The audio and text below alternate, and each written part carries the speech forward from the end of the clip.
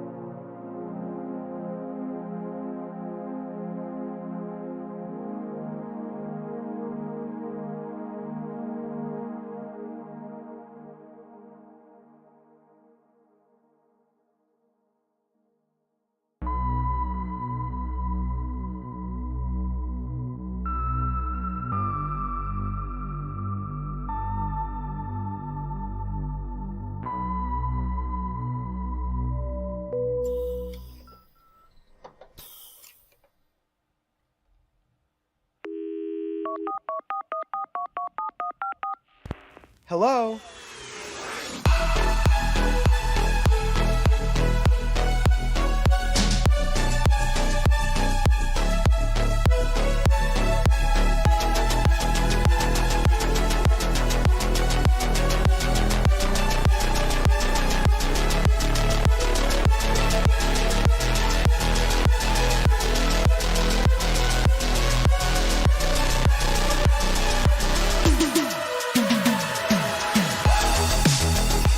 Hi, everybody. Peace, peace, peace, peace, peace, and welcome to the Saturday extravaganza that is this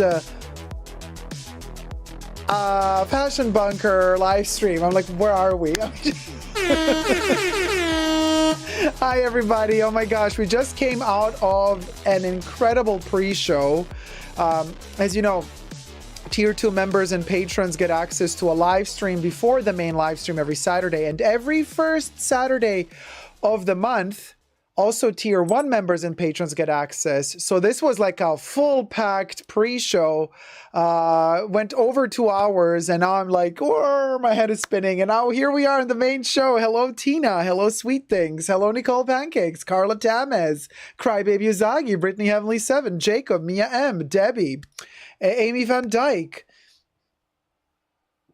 Who else is there? I can't see. All right, y'all. Well, hi, everybody. Thumb up the live stream if you're enjoying it. I am wearing my vintage... I'm feeling my vintage oats. I am in my vintage Dolce Gabbana era, as you know. So we're totally in it to win it. Hey, Jesse Greer. Oh, thank you. Oh, hi, handsome. Hey, sweetie. Hey, beautiful lady. So I am very much in the early 90s. And I always repeat, because you got to be politically correct nowadays. So I'm going to say it again. Yes, Dolce Gabbana are problematic today, you know, but early 90s Dolce Gabbana were not problematic at all. They were not, you know, there was nothing to cancel them for back then. And that's the era I love them for the most. So I am wearing Dolce Gabbana from 1996 fall winter and 1997 this piece here. This little, look at this little Sicilian moment. Let me tell you. Hey, Jane, you look fabulous. Thank you so much. Hey, Carla. I'm with my kids eating at McDonald's. Oh my gosh. Don't tell me that. I'm starving. Okay. Double cheeseburger is where it's at for me at the moment. Let me tell you, a double cheeseburger, nothing beats a double cheeseburger. Yeah, you could have a nugget or two. Yeah, you could have a nugget or two, but it's the double cheeseburger for me. Hey, Jesus, MJ05HA, Kari. Hi, everybody. How's it going? Thumb up the live stream, will ya? You know, Algebra is wearing first batch 1992 D&G for the stream. Oh boy, what a beauty. Yeah, and I'm wearing early 90s Dolce Gabbana, well, mid 90s. So you can, we're in tune. We're in tune. Hey, Andy. Carla says, I have never had a McDonald's cheeseburger. Carla. Oi, oi, oi. Double cheeseburger, McDonald's double cheeseburger. That's it. That's all you need in life. Seriously. Like, seriously. And give me 4 chicken McNuggets. And it has to be freshly made. Not one of those that simmers and waits for somebody to buy them. You gotta ask them, hey, can you please make a fresh one for me? They might look at you like, oh. But always the best. You're having empanadas. Yes, Jesus. Oh, no, Debbie. Yeah, for sure. I mean, if I'm at Burger King, I'm going to have a Whopper. You best believe I'm going to have a Whopper at Burger King. T-Pal says, I have been shopping brooches all day. Oh, T-Pal, that's amazing. Oh, Bubbles says, I love that for you, T-Pal. Oh, my God. Bubbles. By the way, I don't have a Fanta at the moment. Look what I got now. Not sponsored, but I'm having a Dr. Pepper. A Dr. Pepper. Zero. A polka pepper. A polka pepper. Hi, Helen French. Hey, Crybaby Uzagi. Hey, Gloria Recinos. Hey, Sweet Things. Hey, Bible Believing Christian. Hey, Sanita. Hey, Jake the Chad. Renda Romero.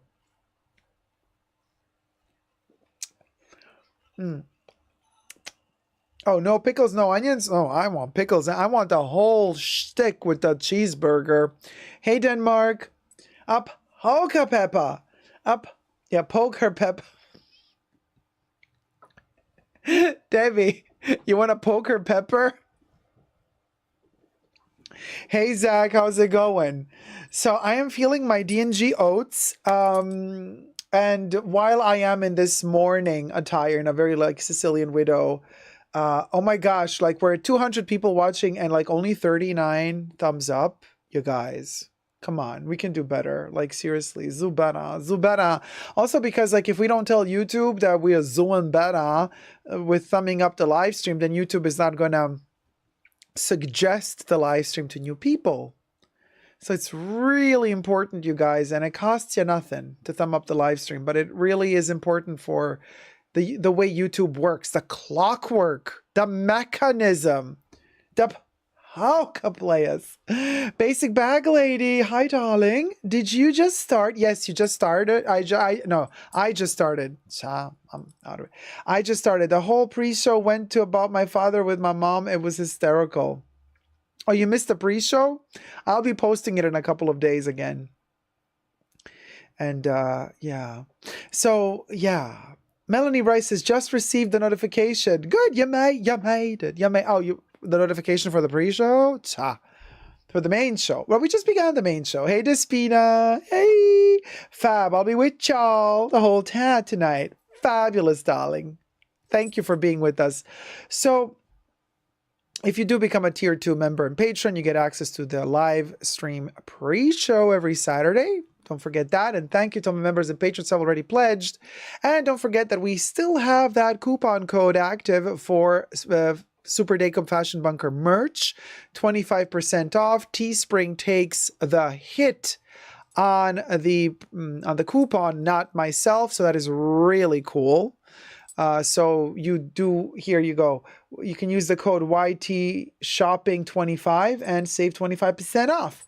You can even have our newly released dog merch. If you got a dog and you want to dress it with a fashion dog judge, you can now because we got you covered. But we also have all the other merch stuff on sale as well, including Art Lovers Unite merch, which coincidentally coincides with the Art Lovers Unite with Vivienne Westwood and Patrick J. Thomas screening of the movie at the Open Air Cinema. It's going to happen in Berlin on the 13th of June, and I shall be traveling for the occasion to be there in front of the museum where we shot the movie is where the movie is going to be screened open air. Over 900 seats are going to be available. It's going to be amazing. And I'll be there with Patrick and the director of the art museum to present the movie, have a quick intro to the movie before the movie begins. And then I'll be hanging at the bar outside, which is right next to all the seats. There's a lovely little bar, and I'm just going to be chilling and zipping it and zooing it. So, like the stream, and Jesus says, or I'm signing y'all up for a lifelong subscription to Lux Collective, says Jesus. Let's get those thumbs up in. Oh, we're at 66 thumbs up, 67. Good that we didn't stop at that number. We don't want to. 69 is a different story, but it doesn't have to be 66. So we got 16. There you go. 69 likes. Oh, the magical number. 70. Good. 30 more to go. We'll go. We're going to reach a hundred. Honey. Oh, the Sicilian merge, Tina. Yeah. Polly, yes. Hey, sweetie. Finally made it to the bunker. Hello.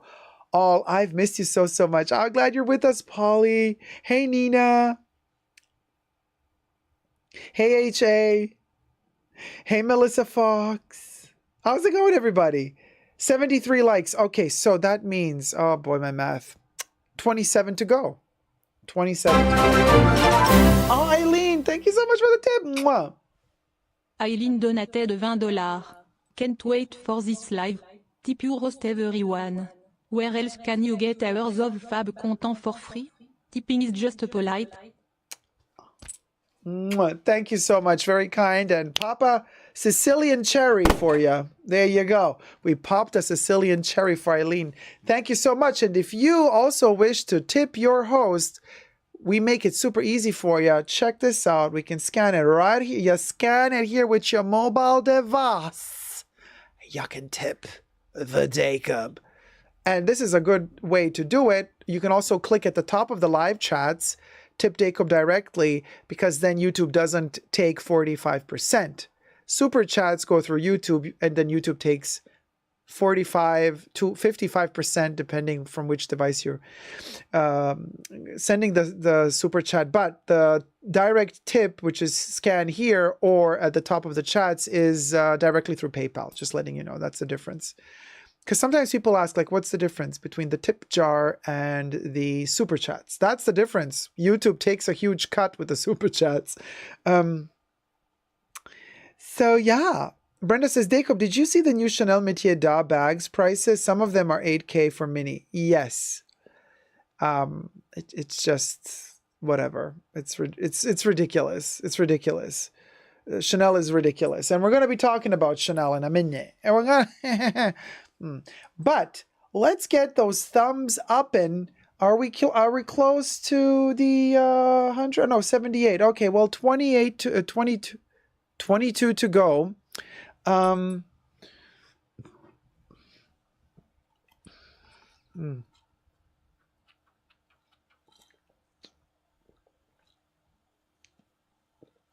Polly, yes, we do have a video for the Métier d'Art Chanel.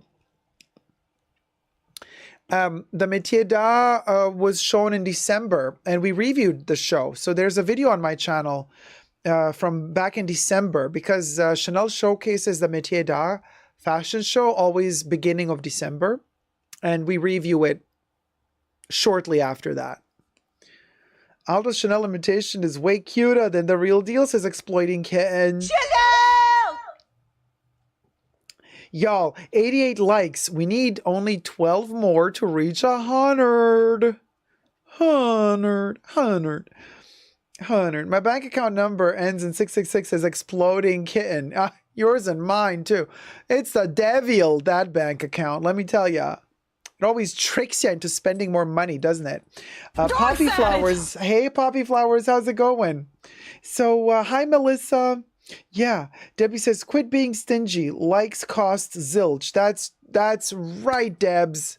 It doesn't cost you nothing to like the live stream. And we are at 95.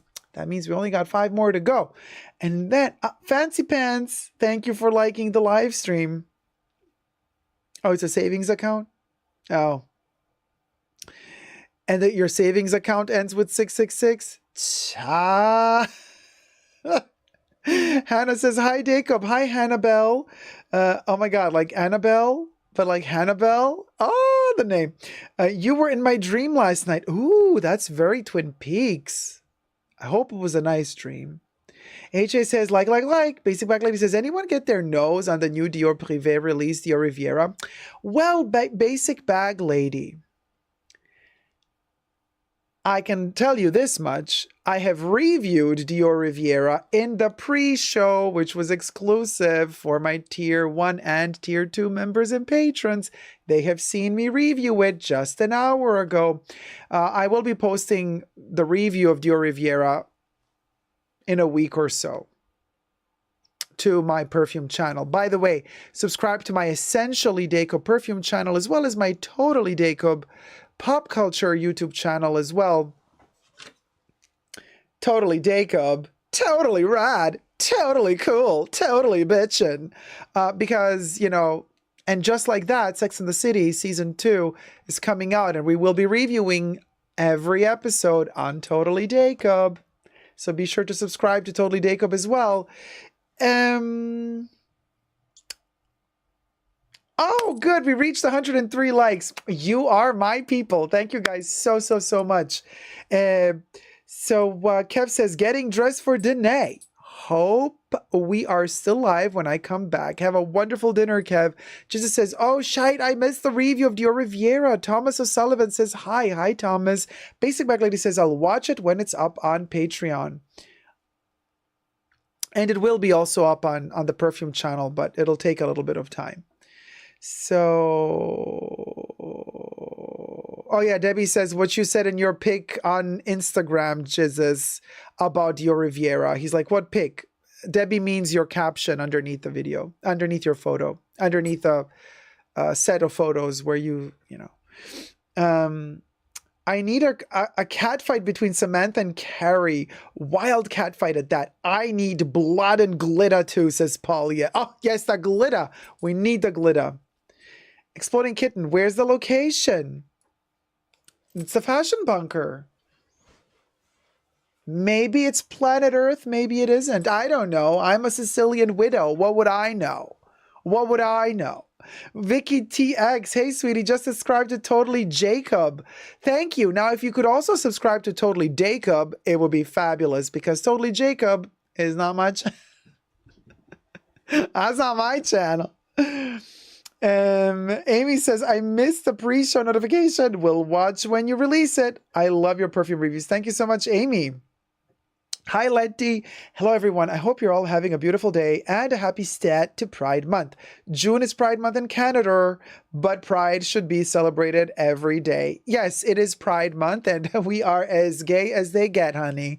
And also, Pride Month is coincidentally also my birthday month. Go figure that Pride Month would be on my birthday month. I mean, it's like you can't make this shit up. But yeah, so... why are you gay? Why are you gay? Are you gay? Who's gay? Oh, that video. But I'm the type of person who says, you know, Pride Month. Okay, I am proud all year round. You know what I mean? So Pride Month, it's more like proud existence. And that's what we should all be. You know, proud of who we is all year round. 365 and 366 every, fourth year. 365 days a year or 366 days a year, 24/7, honey. 7 days a week. 60 seconds a minute. Yeah, that's what we do. That's what we is. Do you know what I mean? My fellow Cancer, July 1st, here's this basic bag lady. You're one day after my birthday. I'm June 30th. Thank you, Despina.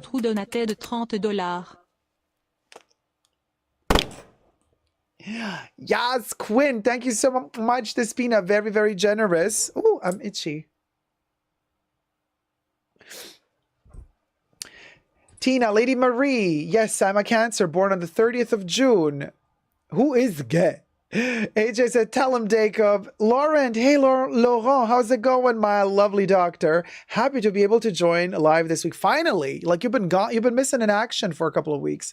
Fancy Pants says, men and women should never have tried to monogamy together. Men and women should never have tried to monogamy to mana boo boo boo mana boo boo boo. Is that what you're trying to sing, Fancy Pants? Thomas says, anyone fan of Panogue fragrances? Not me. I don't know that. I don't even know her. Basic Bag Lady sending hats. Paulia says, I'm a Cancer too. June 23rd. Helen to Aisha. You too. Thank you, my dear. Wait, I don't know what happened there. Just says, my husband is June 29th. No wonder I adore you. Aw, your hubby and I are we're super close. June 30th is coincidentally Sailor Moon's birthday too.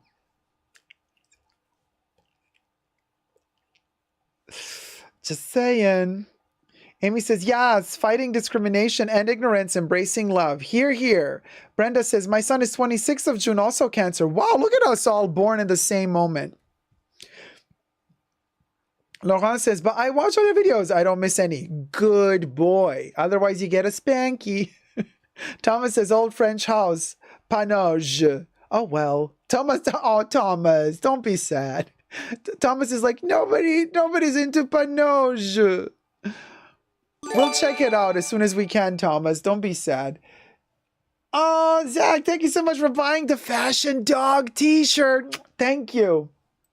What's it say? Oh, outfit for the premiere. Ah, love it. Well, premiere, under the stars. Premiere under the stars. Where my Leo Virgo cusp at, says Jesus.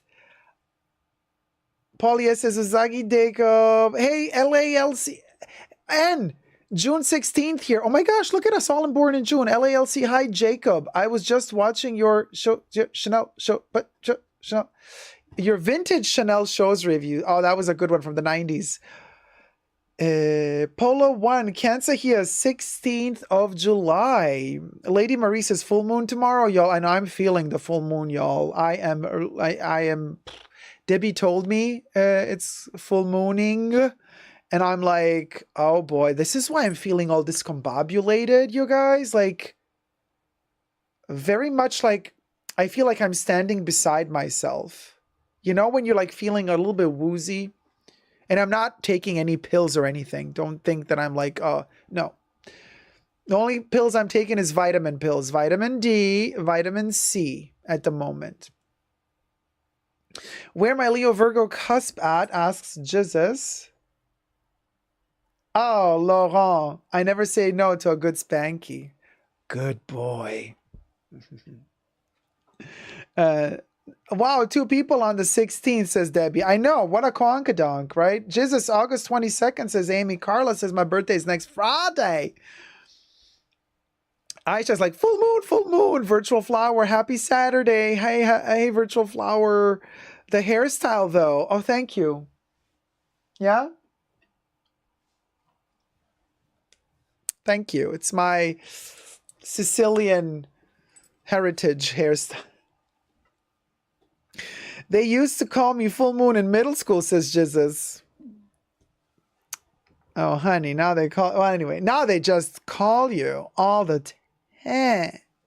They can't get enough of you. They keep calling. Kari says, I'm a Gemini, 29th of May. And, yeah. LALC says, hi, Jacob. No, Jacob. LOL. Virtual flower. Happy Saturday, y'all. My boyfriend, my love, is June 18th. Gemini, says Tina. Full moon is now, says Debbie. Jesus says, they used to call me full... I read that one, sorry. Thomas says, those digital pink flowers are insane. If you zoom in, they are surreal explosion. Yes. It's bubbles, baby. It's bubbles. Mrs. Blue, I'm the 16th of July, too. So we got 3 people, 16th of July. Lady Marie says, it's 98% illumination tonight, so not yet. Oh, Lady Marie knows. Denmark says full moon here now. Tina says full moon. Crybaby Zagi says, I knew why I loved you. Love being a Cancer. I know the emotions, right? We cry, then we're happy. We need the love, then we're moody. I mean, Cancers. Am I right? Cancers. So, yeah, Aisha says there are 2 moons behind your anus. I know you're supposed to say Uranus, but...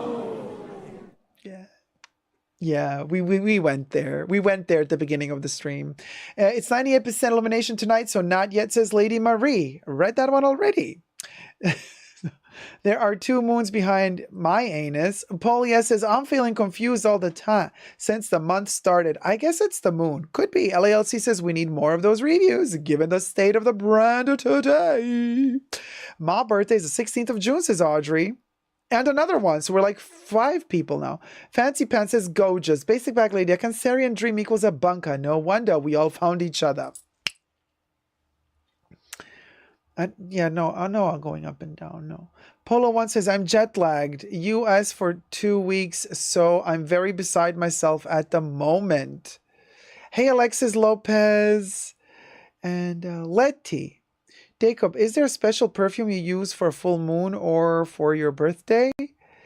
You're going to have to wait to see the video that I shot in the pre-show to get an answer for that. I just filmed that actually in the pre-show. For tier 1 and 2 members and patrons. I'm dying for green ice cream, mint, chip, or pistachio, says Debs. Brittany Heavenly says, happy early birthday, fellow Cancer. Thank you, Brittany Heavenly. Oh, it's my fault because you want the ice cream because of the green room pistachio color. Oh, Zach bought another one. Okay, never enough. Oh, yay! Thank you so much. Fashion dog judge. Thomas says, does your AI choose the tone of the colors, or do you specify? The green is very pretty. And then I also retouch them after. You know, add a little bit of saturation here, add a little bit of color there, add a little bit of light here, take away a little bit of light there. So it is AI, but it's also, you know, the Fashion Bunker design. It's a collaboration between AI and Fashion Bunker. The House of Bunker. Victoria, how's it going, sweetie? Is this a Cancer moon? Possibly. I don't know. Jesse says, yes, Cancers are a lot of work. I know. We're so much work. We're a mess. We're such a mess. Oh, I could cry just thinking about it. Tina is August 23rd, cusp, baby Leo Virgo. Huh. Mine is on the 32nd of December, says Jesus. Sanita says, also Cancer, 17th of July. Nay, hey, hi, Nay. This is so interesting. So many Cancers. I'm Capricorn, Scorpio rising, which I feel more describes me. Basic Bag Lady says, my constantly varied mood is why I have so many perfumes. It must be a Cancer thing. You should do a top 10 Cancerian perfumes. Oh my gosh, that'll be so difficult to pick. Thomas says to Debbie, the green walls inspire you to green ice cream? Not these. The pre-show walls are different. Very pistachio ice cream. Like the live stream, y'all. Thanks, Jesus. Debbie says, yes, Thomas, for weeks now I've been craving pistachio ice cream. Fancy Pants says, do you like Bulgari Omnia Amethyst No. Not my cup of tea. Polo One says, yes, don't let the AI take control. I just said Sagittarius moon. Bearlux, Leo, Sun, Venus, and Cancer, Virgo, Moon Girl. I've got over 30 perfumes. Yeah, Polo One. I mean, perfumes are amazing. Jacob, show us your closet and all your Chanel bags, says Victoria. I've been working on my entire Chanel bag collection video, but I just stopped filming at a certain point because I'm just so upset with Chanel. I feel like I'm not in the mood for their leather at the moment. So I still have to finish filming my entire Chanel bag collection. But right now I'm just like not feeling it. You know what I mean? Justly so. It's not that I feel like that about everything from Chanel. You know, I love their perfumes. I still like, you know, their sunglasses, their creams, makeup, blah, blah, blah. But like, we're done with their leather.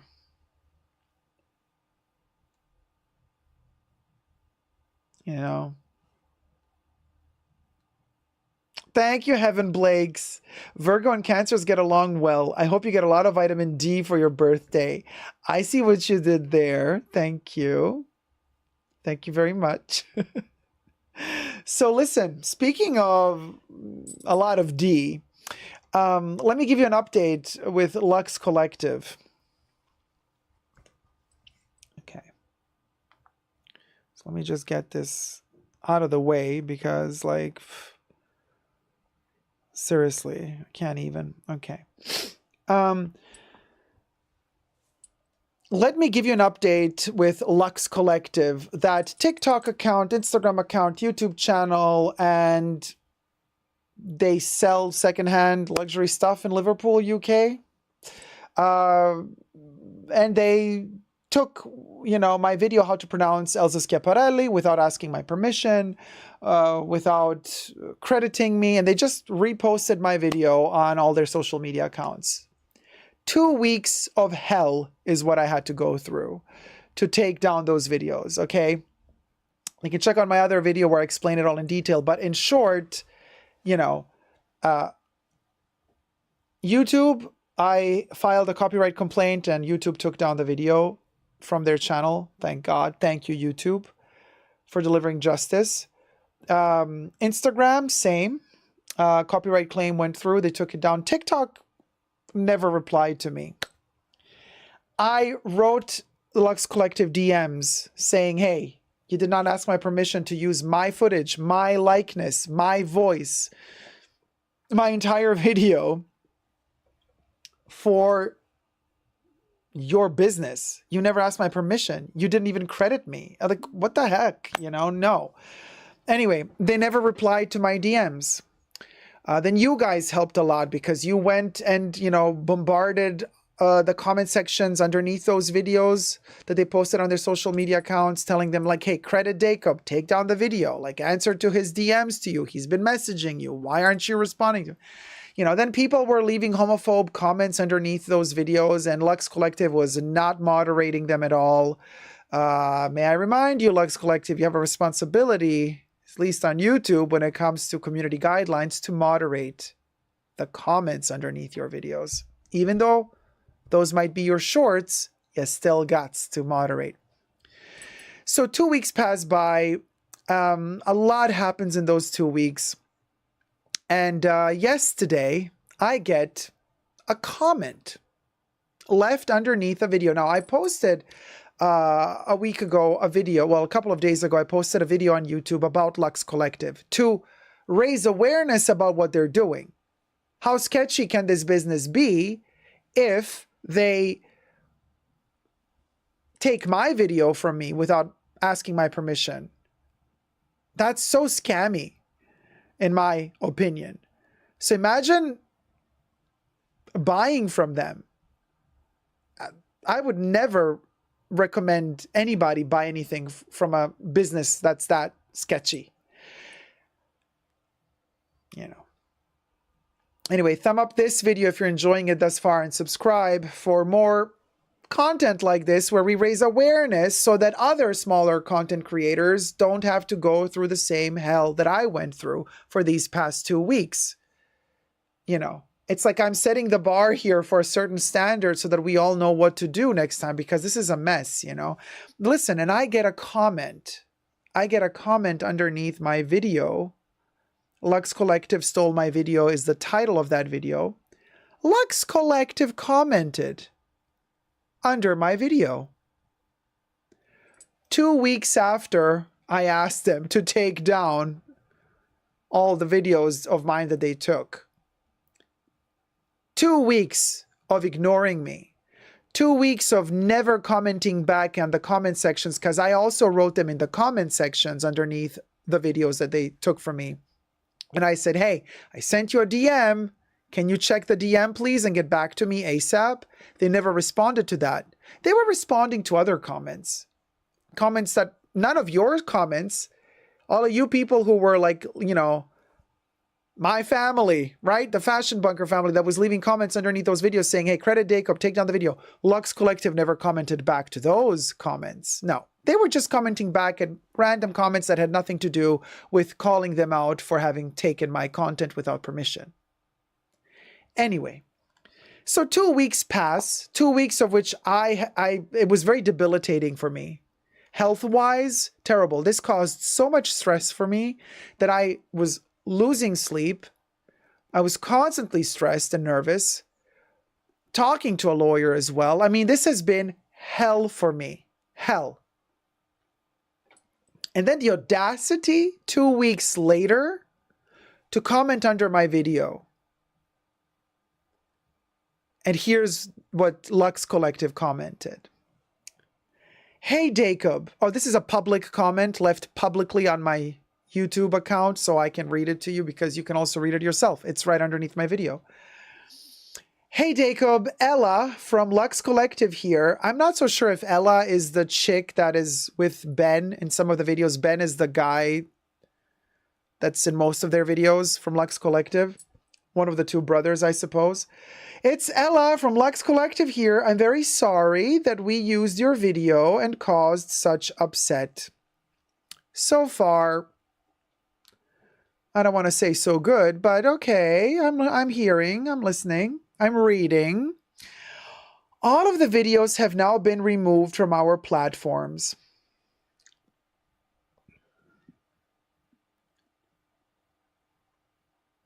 Right. Are you implying that you removed them? Because Ella, you didn't. YouTube removed the video from YouTube after I filed a copyright complaint. Instagram removed the video from Instagram after I filed a copyright complaint. You removed the video from TikTok. Thank you for doing that, but you should have said one video. Because I had to work my butt off to get the videos removed from your other platforms. So this already is kind of shady the way you're formulating it. All of the videos have now been removed from our platforms. Yes, okay. I hope so. We didn't post with the intention to exploit you nor to make money. It was purely an oversight on our behalf.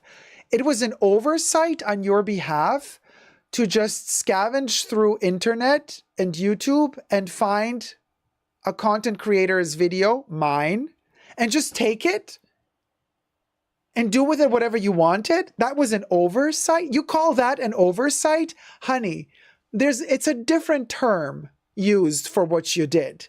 And oversight is not the term. And furthermore, you didn't post with the intention to exploit me nor to make money. Interesting. But your channels are monetized, Ella. So the second you post a video, unless you don't click monetization turned off, which I really do not think you did, you're monetized. That means you made money with my video. So it wasn't your intention to exploit me or make money, but you did. You did. But it wasn't your intention, but you did it anyway. Cha. And now, Ella, you get to the point where you begin being very patronizing towards me. And usually the patronizing part begins when these people start behaving towards you as if you were their employee. And then they start giving you like 0.1, 0.2, 0.3. Okay, Ella. So she's like, just to touch on some of the points you raised. Not on all. You kind of picked the ones that were easier for you to tackle. Didn't you, Ella? All right. So the first point, our DMs are monitored by our customer service, not social media team. They were unaware of the error, hence the lack of response. Oh, Ella, I see. So first of all, I love how you're trying to turn this into an error and not something that was done on purpose by you. You purposefully stole my video and posted it to your channels. That's not an error. You're being called out for what you did, and now you're backpedaling, trying to make it good again by calling it an error to save yourself. But that don't fly with me. So careful how you phrase stuff. I'm not an idiot, Ella. I can read between the lines. You know, I'm not one of your viewers from TikTok and your shorts on Instagram, you know, where they watch content that we're going to get to Ben in a minute because you're going to talk about Ben later, right? The content that Ben divulges through those social media accounts, very superficially touching base on brands and making a lot of mistakes about the heritage of those brands, the history of those brands. And yeah, a lot of your viewers drink that Kool-Aid. I'm not one of them, Ella. I don't drink the Kool-Aid. So I also don't fall for these little words that are formulated in a way to kind of save yourself from elimination, if you know what I mean. So now you're also telling me how busy you are, right? So there was an error, you're saying, and your customer service is a different team from social media team. I see. So when customer service saw my DM, but never tagged it as read, they didn't think to forward this issue to your social media team. Instead, it took 2 weeks for you to respond only after I posted a video about what you did. So you're telling me, Ella, that your internal structures of your company aren't working that well because are you implying that your customer service is not communicating properly with your social media team? Because they apparently didn't tell them that there's an issue about this thing you call an error. Yeah. Sure. Point two you raise. We posted the video a day later onto YouTube, as we do with most short form content. It was scheduled at the same time, not purposefully posted after the fact.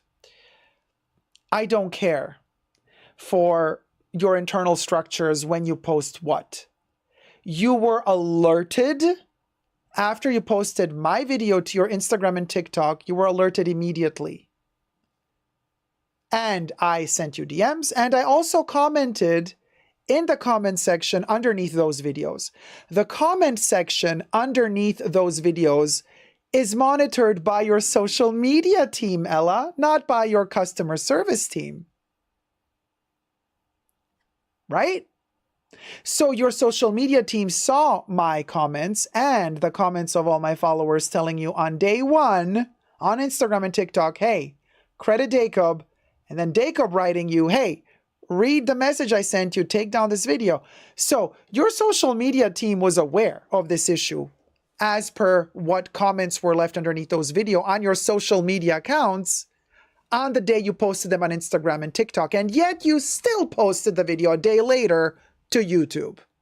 Ella. Point three, with regards to the comments, because I called you out in that video and I said the homophobic comments left under that video that you have not moderated were quite alarming to me, and also showing me how unprofessional your business is, Ella. So, with regards to the comments, we receive thousands of comments a day. Yes, I know you have huge accounts. You are a huge company. You are very successful. I know, Luxcola. Yes, you are. You're very successful. You receive thousands of comments a day and try our best to monitor them. However, this is something we're actively improving as we grow our team. Oh, you're growing your team. I see. Investing more money, are we? So there is money to be invested? Good to know. Once again, I'm very sorry for the upset we've caused. We have since taken the steps, and here we get to the classic copy and paste from American corporate crap that we hear from the worst corporations. Ella, be careful, honey, where you take your texts from. Listen to this one. We have since taken the steps to further educate ourselves on the laws around copyright and fair use to ensure a mistake like this will not happen again. Don't you just love those pre-coined corporate apology, not apology, patronizing response type of response? Don't you just love those? Doesn't fly with me.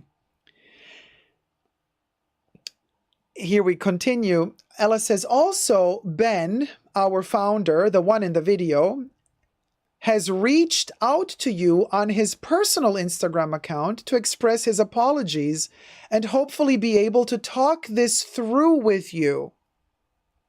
Thanks, Ella. Dear Ella, Ben, your founder, the one in the video, has not contacted me on my social media platforms. I hate to break it to you, Ella. So your customer service team apparently is not in contact, is not communicating with your social media team. But it also appears that you, Ella, are not really communicating with Ben, because Ben did not write me on my Instagram account, did not write me on my TikTok account in the DMs, did not write me an email. I checked everything. Did not write me on Twitter. Ella, darling, I don't know who gave you the information that Ben wrote me, but Ben never wrote me as of now when I'm filming this video, dear Ella. You're stating in your comment that he already wrote me. No, he didn't. So what gives, Ella? And also, he's going to hopefully be able to talk this through with me. Talk what through with me? I'm really dying to know what he would talk through with me. Does he want to talk with me? Ben, darling, founder of Lux Collective, dear Ben, I'm inviting you to call me live on my channel into a live stream to apologize. You can call live in a live stream and apologize. We're all dying. Ferret. We're dying to hear your apology live and to hear what you have to say. If you have the balls to do it. Because dear Ben, dear Ben, it seems like you had the balls to post another video. Yes, just today, I saw another video you posted on Lux Collective about gay designers. Now, Ella, darling, maybe now is the time to expand your team and start seriously moderating your comments. Because you see what Ben did in that TikTok video, which he's probably going to share to Instagram and also to YouTube, he's listing all of the gay designers he thinks are gay. And again, as typical for Lux Collective, they made a mistake and they've listed a straight designer as a gay designer, and they've left out quite a few gay designers, but that's neither here nor there. The point is this: why make such a video? Because it's Gay Pride Month, so let's exploit the gay people even more. But the problem of that video is this, and let me educate you as a gay person. You make a video on a social media platform such as yours, where, as I've seen underneath, as I've seen in the comments under the video that you posted of me, all the homophobic comments that were coming towards me that you guys did not moderate. Ben then posts a video about the list of all the gay designers and then asks like people, what do you think about this? Did you know that they're gay? And can you imagine the comments under that video? Do you think they were moderated? Do you know how many people commented underneath that video? Now that I know that these designers are gay, I won't be buying from them anymore. Oh my gosh, I didn't know that they're all gay. That's disgusting. I'm not going to buy from them anymore.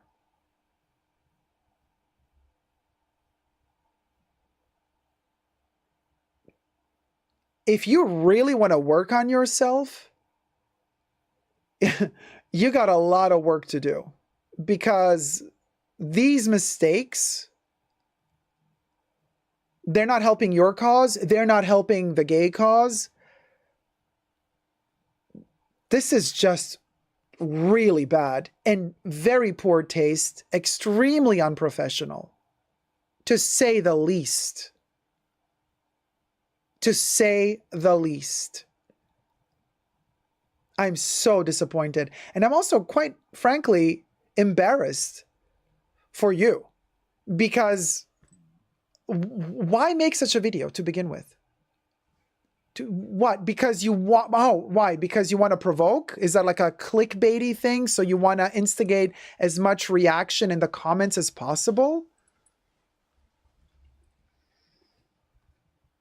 That's a very scammy thing to do. Very unprofessional.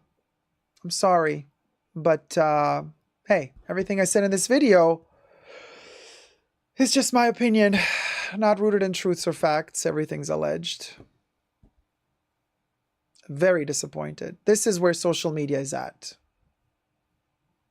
That's what the masses love. The aggressive attitude, the hate speech, the confusion, the sharing of wrong information, adding designers into the list of gay designers that aren't even gay. Anyway, I have no words. Ella, Ben, have a good life. And Ben, if you got the balls, call in and we can talk this through live. And for my viewers, I love you loads. Thumb up this video if you're enjoying it, and don't forget to subscribe and let me know your thoughts in the comment section down below. Keep it profesh, keep it polite, because after all, Fashion Bunker keeps it real, but also dignified. Learn a thing or two. Love you loads. Bye.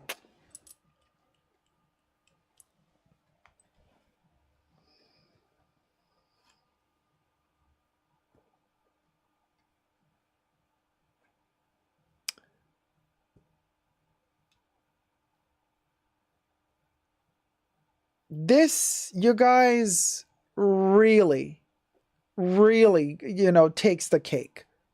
Takes the cake. Takes the frickin' cake.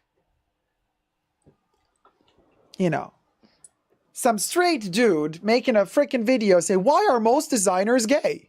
Why are most male designers gay? Why don't you mind your own fucking business? How about that? How about that? How about you don't talk about that? How about you let that simmer on its own? You don't go there. How about that? And especially on gay pride. Exploiting gay pride for your purposes so you get more views and more interaction underneath your video. How about we don't do that?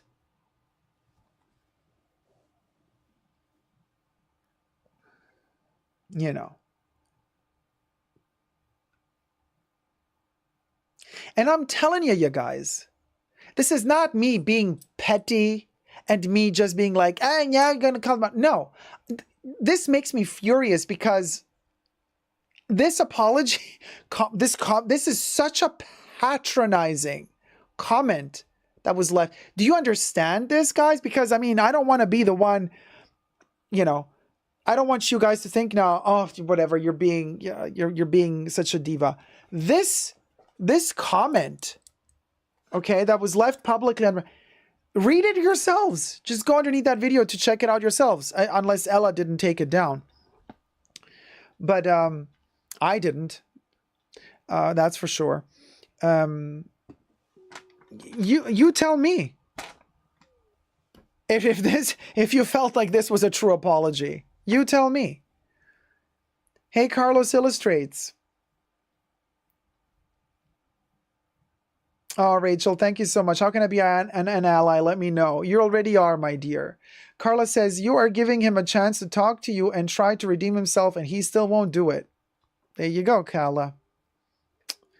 That's not being a diva. Honestly, he added insult to injury. Melanie says, it's still there. Oh, good. Good. The comment, yeah. Hey, Adam. Morning Star. How's it going, sweetie? The comment is on the Lux Collective Stole My Video. Thank you, Jizzes, for pointing out the title. MNJZ sends, I love this guy. Greetings from Istanbul. Hello, sweetie. Blue Bannisters, where can we find the comment? Oh, Jizzes just told you. Hi, Blue Bannisters, by the way. Yeah.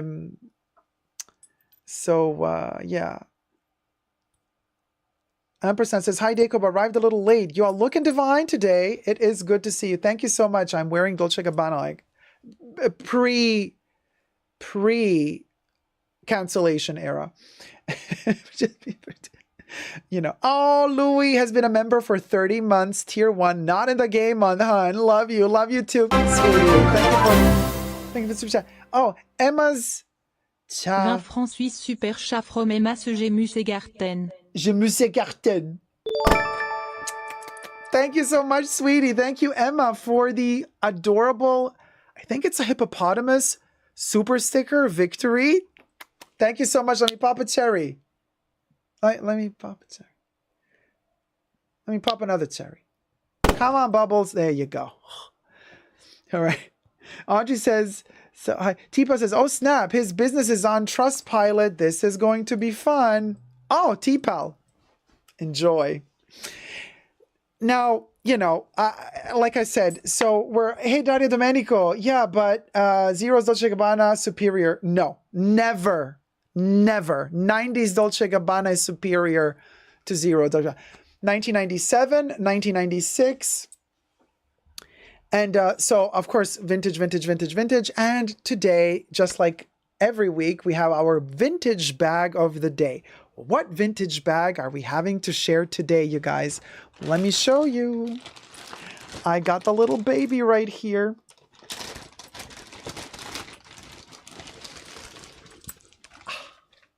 This is coincidentally the only vintage Chanel bag that I have. That I purchased secondhand. I mean, I have vintage bags, but they were not vintage when I bought them. But here you go. If you know, you know. Oh, Rachel! Thank you so much, my love. Thank you. Rachel donatait de $20. We love et support you, Jacob. Oh, Yes, Quinn. I'm serving very much Madonna and Take a Bow. You know what I mean? This kind of vibe. I just need a little toreador or something. So anyway, I bought this pre-loved several years ago. It is one of the loves of my life. In suede, in the softest suede.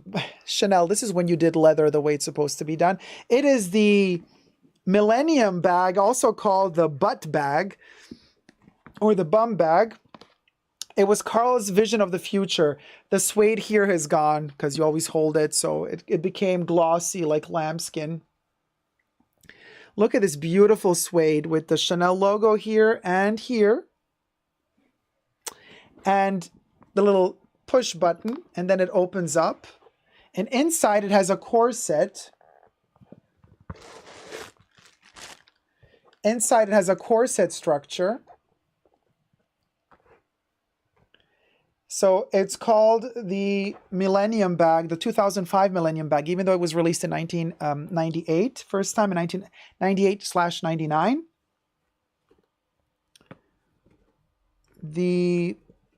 Here it is.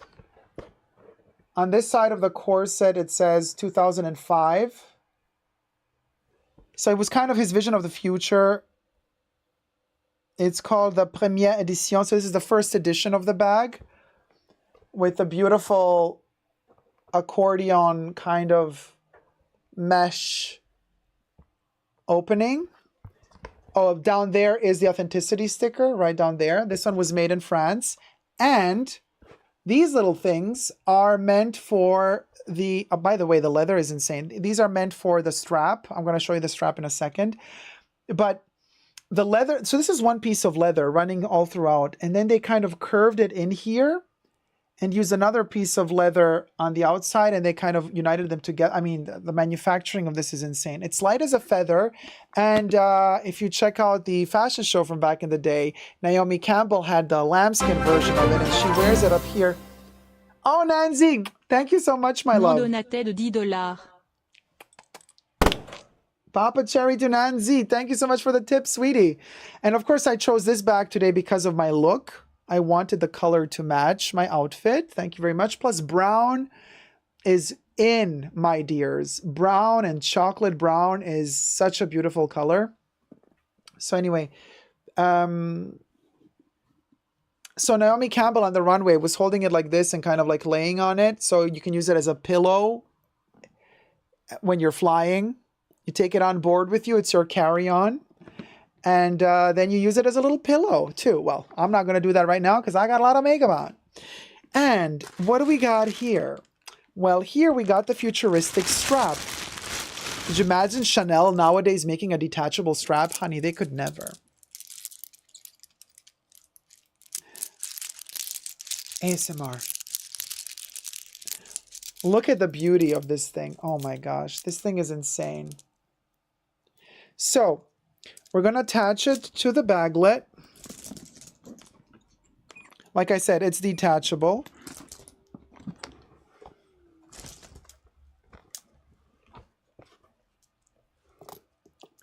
So you literally click it in here.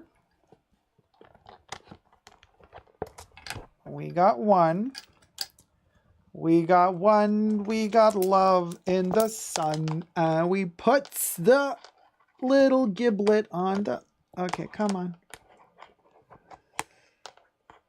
Geet. All right. And then we close that like that. I mean, it is literally the future.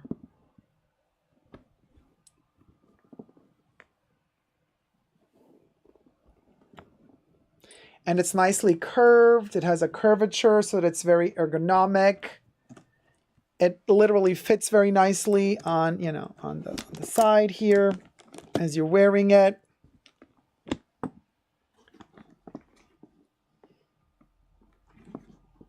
Isn't it awesome? This is where it's at, y'all. This is where it's at, y'all.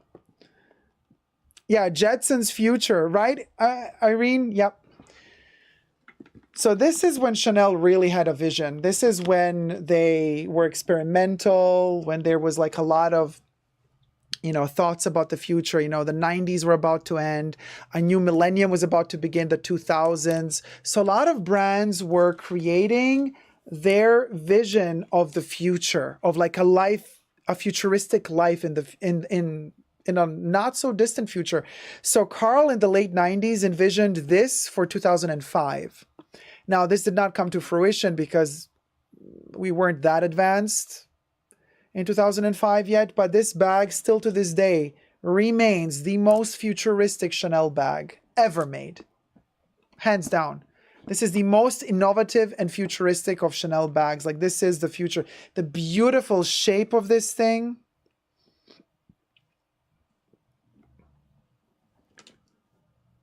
It's just gorgeous. Seriously. I can show you this side. Like that.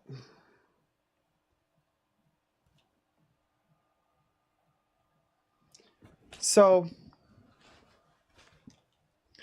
Tyler says, something about this bag reminds me of the Millennium Apple computers and their take on futurism. Maybe the space gray hardware. Could be, but this thing is amazing.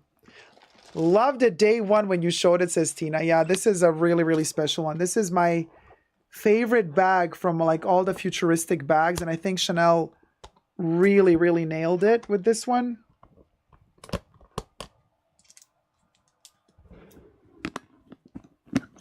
It's so lightweight. It's done in this like special carbon fiber material, so it has this very particular feel to it. It's yeah, the bag is just insane. Hold on, let me just put this thing back in.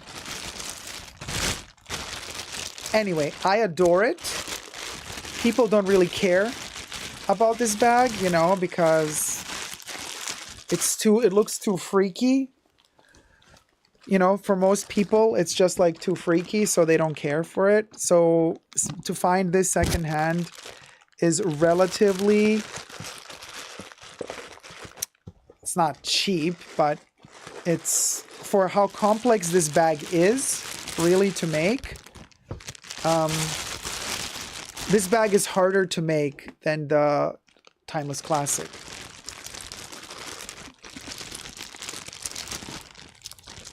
So for the fact that this bag is so hard to make, the price on the secondhand market is really good.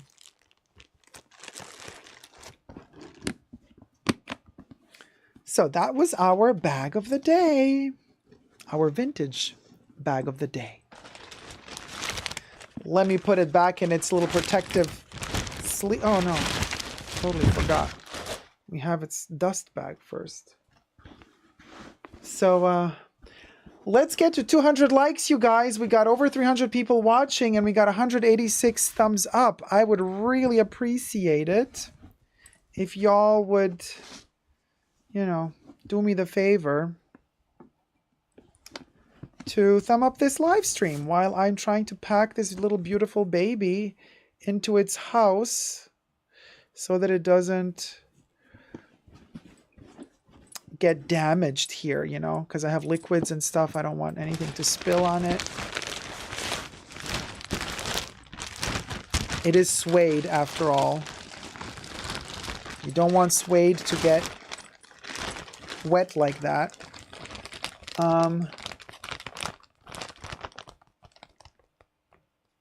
216 likes. Yes, Quins. Oh my gosh, we can get to 300 likes. Very iconic, says Ellen. I posted what I said in the banca under the general YouTube chat board, says T-Pal, for the Lux Collective thing, or...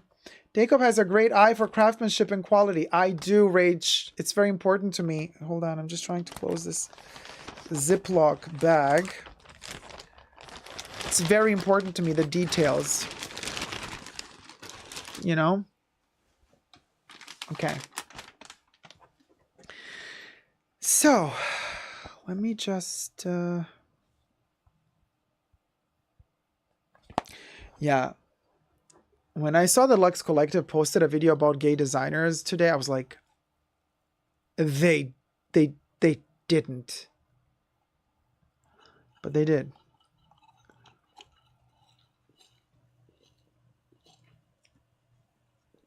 Oh my God, Dr. Pepper. Let me retouch my makeup. Because it's getting a little bit oily. A little bit oily. Just a tad bit.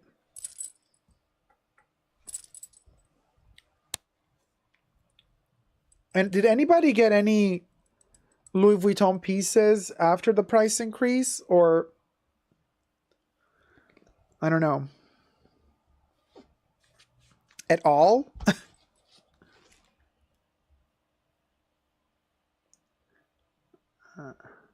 Hold on. We got a lipstick situation happening here.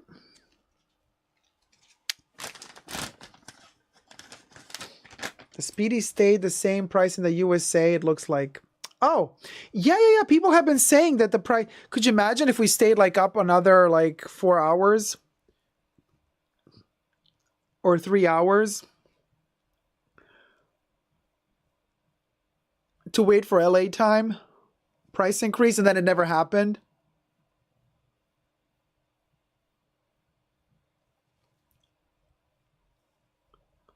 That would have been a doozy.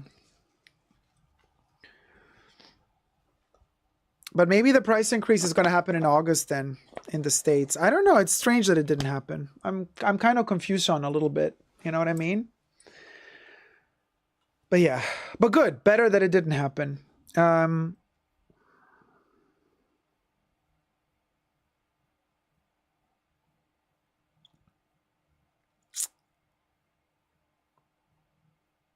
Okay. Listen. I also got a small packing cube and a cosmetic pouch, both around 460 Swiss francs. Also asked my sales associate about Neverfull being discontinued or now being readily available in stores anymore. He said he hasn't. I bought a Speedy Bandolier 35 before the price increase and it didn't go up, but I wanted it anyway. Ah, yeah. I see.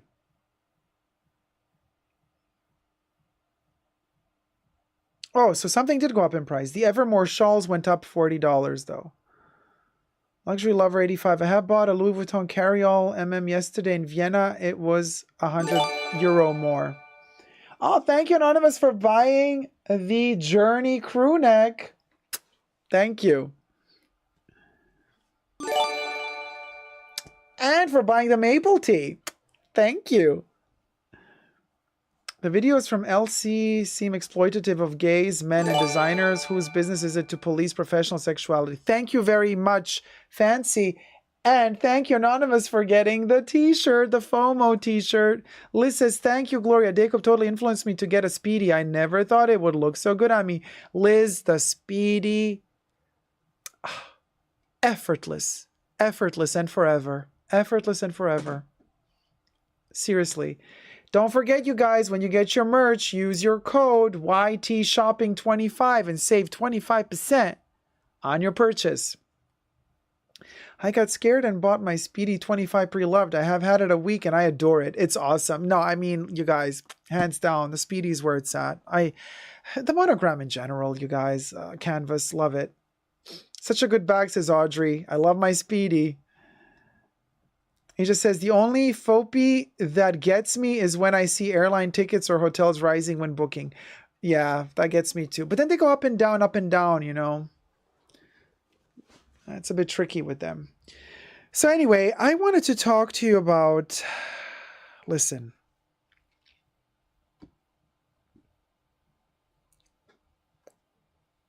Quiet luxury sucks the fun out of fashion. All right.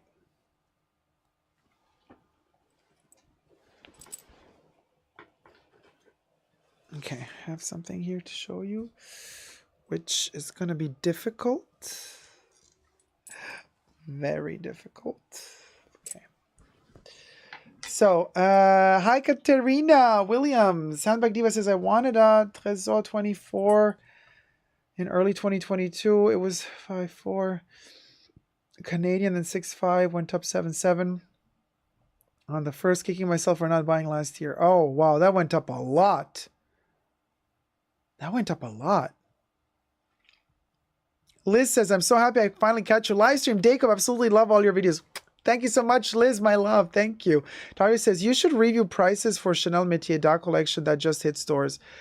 Anna says, Shalom, Jacob. Shalom, Anna. Dario, yeah, we might do that next time. But right now, we got other priorities. Maybe on Wednesday, if you guys really want me to. But I mean, it's just all a travesty, really, with Chanel at the moment. But anyway, okay, let me film this topic.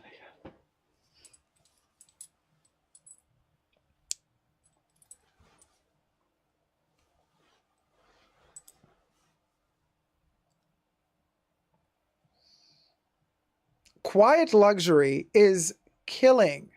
Oh no, killing we can't say in the first 7 seconds of a video. Sucks. Okay. I don't know if sucks is allowed in the first 7 minutes. Okay. First 7 seconds, I mean. Quiet luxury sucks all the life and fun out of fashion. This is now the new development in the quiet luxury field, or generally in the fashion field. And why is that the case? Well, let's get to it. First, subscribe to my channel here on the tubes. Push the join button next to the subscription button. Become a member today and gain access to extra perks. You can also join me on Patreon. Super Dago all spelled together there as well. Thank you to my members and patrons who have already pledged. This video is being filmed live in front of a live virtual audience. I live stream every Saturday and midweek, and you're all welcome to join the live chats. Hi, co-chatters. So we've had a lot of conversations and debates about quiet luxury. Even before Gwyneth Paltrow and her court case, her ski accident court case, even before that, quiet luxury has been up and coming as a topic. It's not a new topic. Quiet luxury has existed since a while now, but a lot of people that analyze fashion have been saying, or marketing and brand marketing have been saying, that usually quiet luxury is a trend that comes and goes, and it usually comes then when there is a recession, when there is like money issue, when economy is not the best. Why does quiet luxury come in that moment? Because that's the time when usually people who still have money are even more so separated from the people that have no money, because people who have little money then have no money. People who have middle money then have very little money in those moments. So everything slows down. Shopping slows down. Economy slows down, meaning showing off wealth, also through clothing, slows down. Which usually means that people that still have a lot of money start buying stuff that doesn't show off necessarily that they have spent a lot of money on something.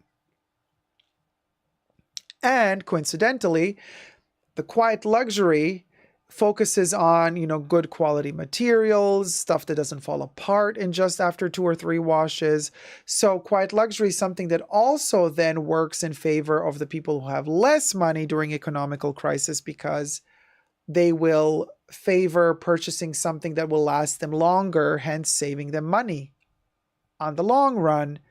But also, because people don't have that much money, people stop buying, since the masses don't have that much money, they stop buying the trend pieces, the pieces that are in fashion just one season, and then they fall out of fashion the next season. So people favor spending their money on items that are considered classics, that will not go out of fashion after one season, but that people will be able to keep wearing and still be just classy and just stylish, standard stylish for several seasons to come.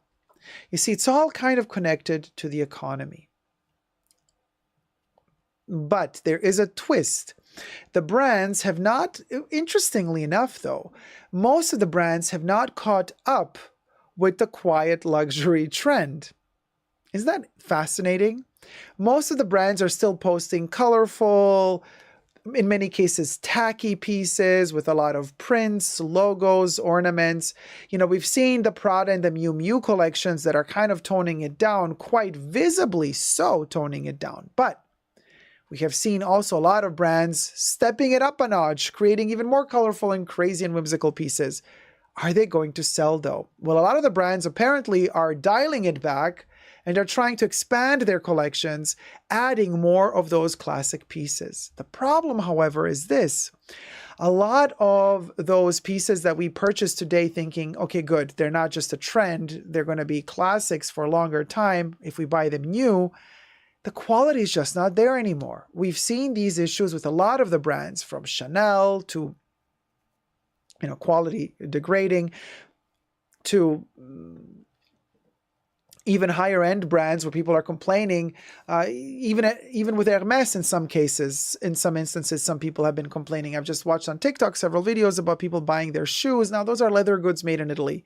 When it comes to Hermes, it's a bit, I would think, like, if you're doing leather Hermes for me, make it in France.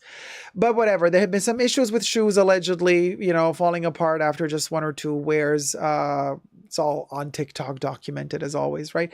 But so even if you're buying luxury that is not just fashion trend, but considered style and heritage, the quality isn't just there anymore in many cases. Now, everything I say in this video is for entertainment purposes only, right? Not rooted in truths or facts. Everything's alleged and just my opinion. But a lot of people are saying, what can we do? Well, for me, vintage is the way to go. I'm actually wearing vintage now from head to toe, 1997, 1996. D&G. In particular, this one doesn't have many logos, except it has this little tiny heart here, but very Sicilian widow vibes here. But there's also, I'm wearing D&G for another reason as well, because as this video is called, Quiet Luxury is eliminating literally the fun in fashion. My question is this: have we had enough of quiet luxury? Can quiet luxury be also whimsical? Or is it not allowed to be whimsical? Can whimsical be considered stylish and timeless? Or can't it? For something to be quiet luxury, is it enough for it to not have a visible logo on the outside? Or must it also not have a pattern, like this particular pattern, the maculato? This is, by the way, not real fur. This is synthetic fur. Can synthetic fur be quiet luxury? Or am I already out because this is too tacky? So am I, if I want to fall into that quiet luxury realm, am I even allowed to wear something like this? Or is this then considered too tacky? So are we falling for the rules and regulations now? Is quiet luxury becoming the dictator and the ruler of what we wear? So is it sucking the life out of fashion and the fun of fashion? I think that we have accelerated the conversation on quiet luxury so fast that we will all, sooner than later, get a burnout syndrome of quiet luxury. And even though we're broke, and even though we're in a recession, and even though we're like, we'll go, you know what I mean? Like, no money. We're going to get tired of this. And I think we're already getting tired of it. I don't know about you, but I just hunted down a little nifty piece, secondhand, from 1995, spring, summer. Again, Dolce Gabbana, cancellation, when they were not that complicated. Let's look. This thing is transparent, all so tacky. Listen.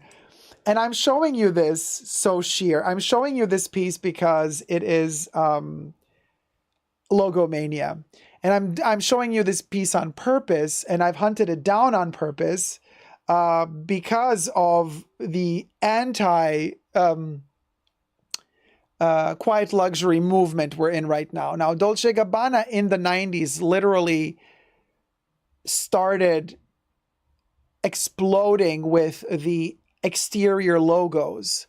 They're one of the first to have started doing this, like putting their logo on the outside. Now it seems totally normal, but back in the day, this was quite groundbreaking, really. But this is such a vintage, gorgeous piece. I adore stuff like this. So anyway, I will be archiving this. It's a very delicate piece. I mean, this nylon is very special. This thing is just insane. But anyway, I thought this is kind of a really good example of non-quiet luxury, especially because it also shows a lot of skin when you wear this. I mean, the nipples show, everything shows. So I'm kind of doing this, you know, on purpose. I'm like, in your face, quiet luxury. I think I've slowly but surely had enough. What I think we should be moving more into and towards, rather than quiet luxury, should be sustainability. Now you see, sustainability connects to vintage or used, pre-loved. And as Vivienne Westwood, one of my favorite designers ever, in fact, I have one of the Vivienne Westwood hangers here in my archives. As Vivienne Westwood would always say, you know, buy less, choose well, make it last. That preserves the environment as much as possible. You can't just walk bare and naked all around because there are laws, decency laws out there in certain countries. You can't just go naked whenever you want to. So obviously you have to put on clothes. But hunting down, you know, I always say somebody's treasure or somebody else's trash is my treasure. Somebody didn't want this anymore. Well, before this becomes trash, I'm on my kind of, you know, D&G bender right now.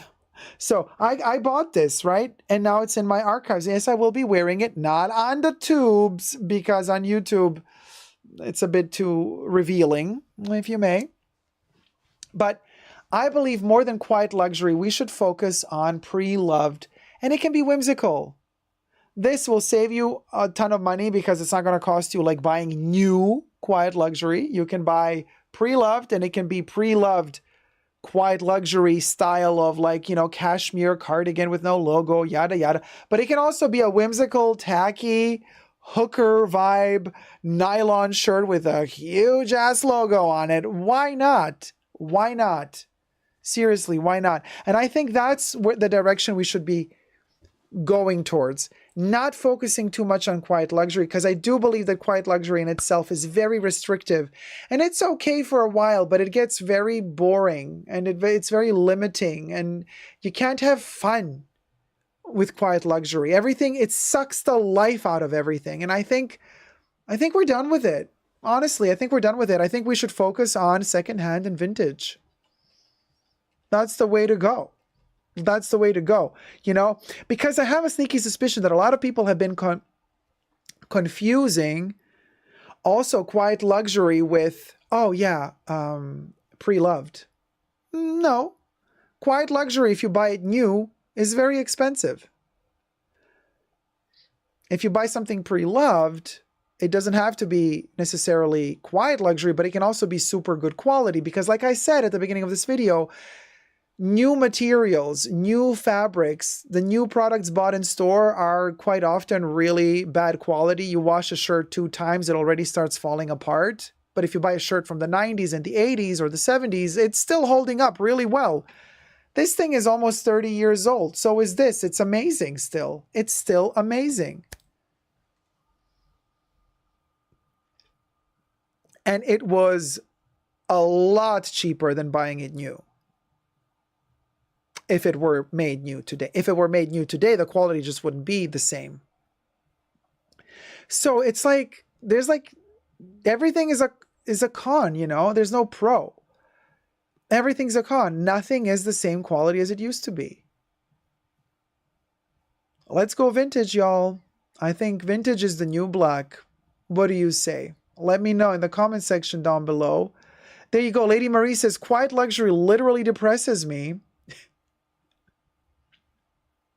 Exploiting Kitten says, I looked at Loro Piana stuff online. Meh.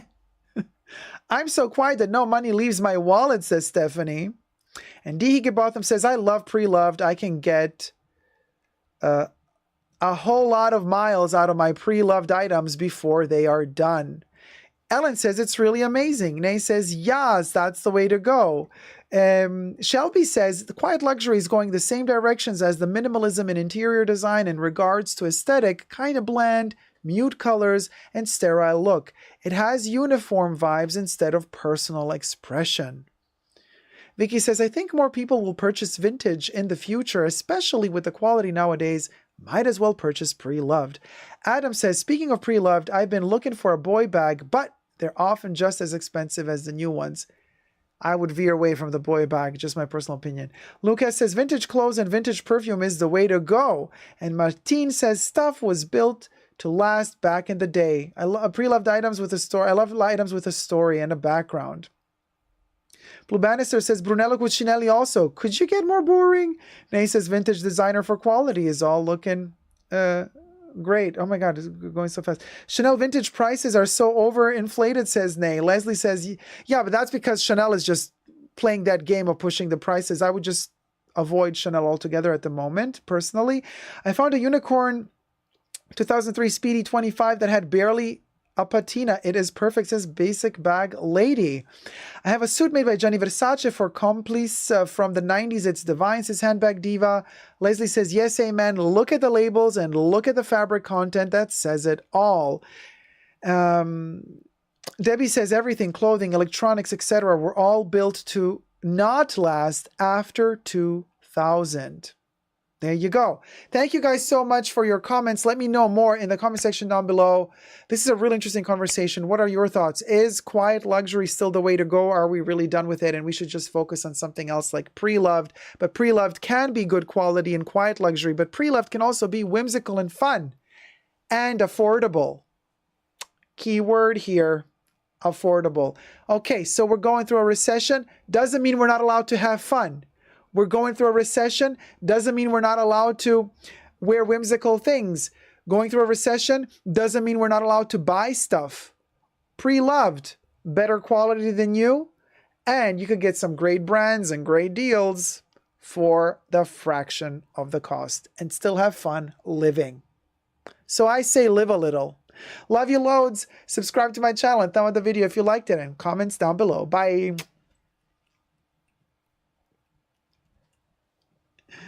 So, yeah, you guys, that's that.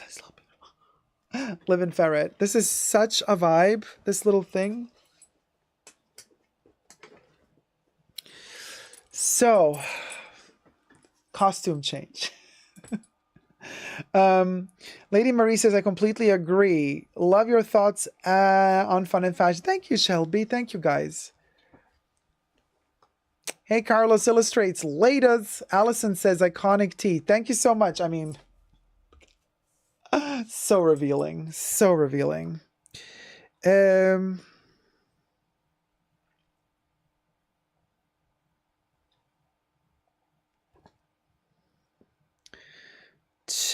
on a second.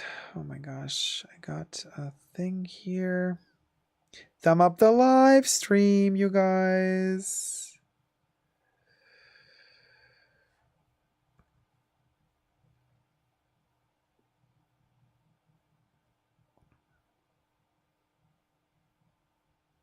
Okay.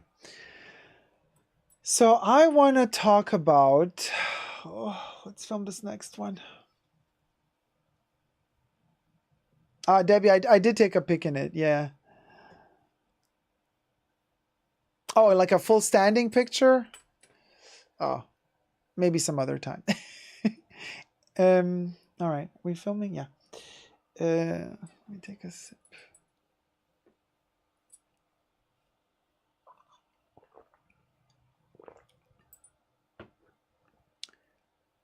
So, you guys,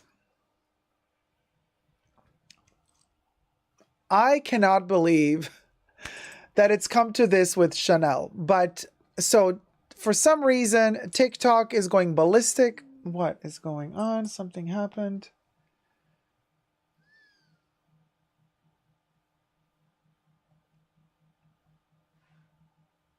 Okay.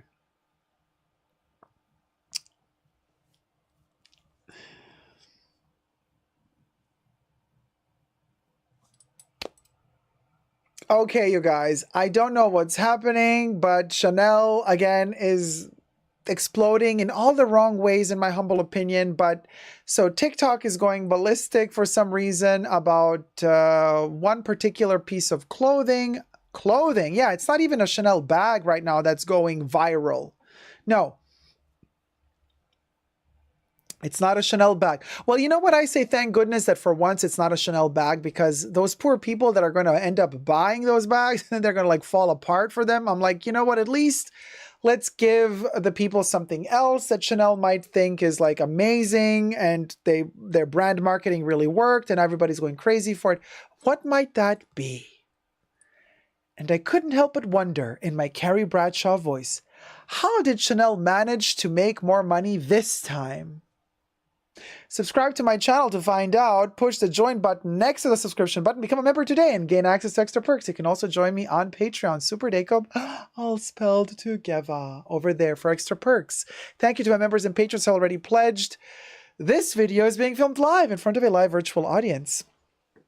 So I live stream every Saturday and midweek, and welcome to all my co-chattors. So Tina thinks it's jewelry in the chats. But somebody else guessed, and Nay guessed it. Nay said, oh my God, is it the Formula One racing t-shirt? Yeah, I guessed it. Cue in the specimen.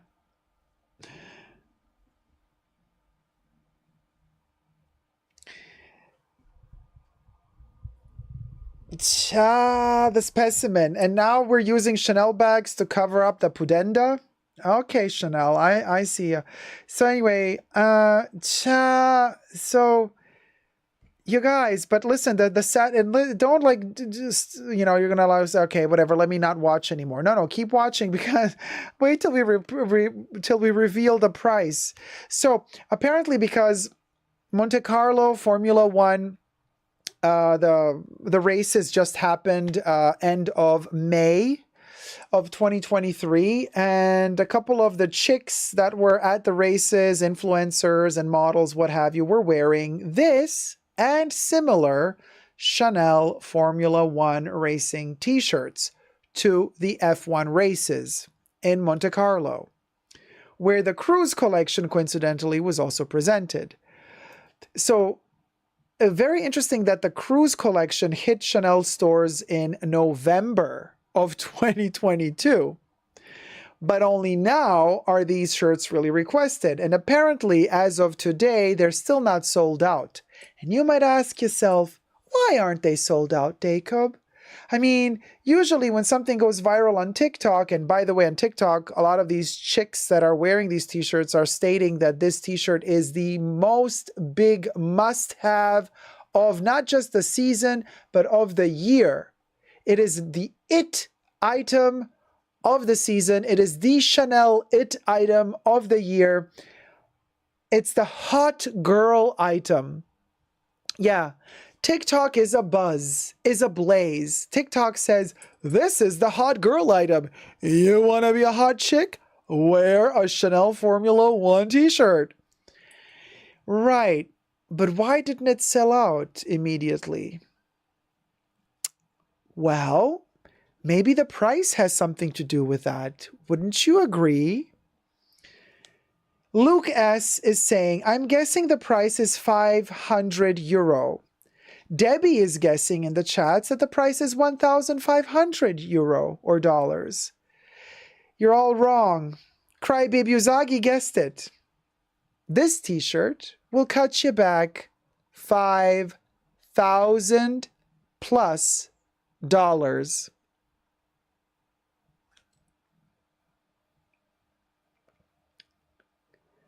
Let that sink in for a second. There are other versions of this t-shirt, like simpler versions of it with the Formula One with less embroidery on it. So the prices for the t-shirts vary between like 3,500 and 5,000 something, more or less, give or take 1,000.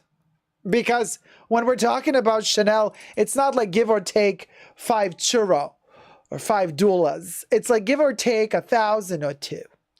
So we're talking about products here. We're talking about a freaking t-shirt for $5,000 is basically what we're talking about. Which is why it wasn't sold out, because obviously, but now it will be sold out probably because TikTok is talking about it. Because TikTok is saying, you know, the hot girls are wearing it. Are you a hot girl? Well, go in debt to buy a t-shirt. And I've seen posts on Instagram and TikTok of chicks wearing it saying, oh my God, I spent so much money on this. This one is for posterity. I'm going to leave this one for my kids. I'm like, your kids are not going to care about this. First of all, that thing is going to fall apart before your kids are born or before they grow up. And second of all, Zara Justina is asking, is it a cotton t-shirt? What materials? Yes, Zara Justina, this is a cotton t-shirt and it has these floral embroideries on it, right? They got these little embroideries on it that make it cost so much. Carissa says, why would anyone, rich or not, want a $5,000 t-shirt? I don't know, y'all. But this is like, if you're a hot girl, you're gonna wear the one. So let's calculate this, shall we? So you want to be that hot Chanel girl. So you're going to have, you're going to do $5,000 for the t-shirt. You're going to do another $4,000 to $5,000 for this little pundada baglet. So we're already around $10,000 just for the t-shirt and the bag. Then you see this little necklace. So the necklace is around $2,500. So now we're at $12,500 plus tax. Then you got the double bracelet. Each bracelet is around $2,500. So that's $12,000 plus $5,000. That's $17,000. There's this necklace, another 2.5. That's $19,500. The earrings, another $1,000. So we're over I want to say $23,000 with tax. We're around $23,000 for this look, give or take $1,000. $23,000 for costume jewelry. Oh, and I forgot the little miniature little slip she got there. That's another $1,000 easy. So let's say $25,000. $25,000 for this total look. Oh, you're going to need Chanel makeup too. You want the full makeup, Chanel makeup look, at least $500. So let's say $25,500. You see how Chanel makes money? But they managed to make you believe through social media that the hot girls wear this.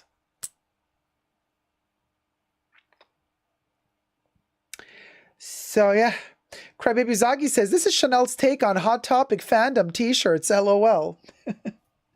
Vicent says, and the perfume, don't forget the perfume, another $200 on top. Nettie, well, if it's not Les Exclusives. If it's a Les Exclusives fragrance, we're at $500 on top if you're getting the big bottle. Nettie says, Chanel makes money out of rich and stupid. Irina says, would be cool to find it at Goodwill for $3.99. One day you probably will. Stephanie says, why would you buy this? Asks Stephanie. Mia says, and the hand cream. Don't forget the Chanel hand cream. Audrey says, it reminds me of 2011, Alexa Chung era. Isabella R says, this luxury is so quiet that it made me speechless. And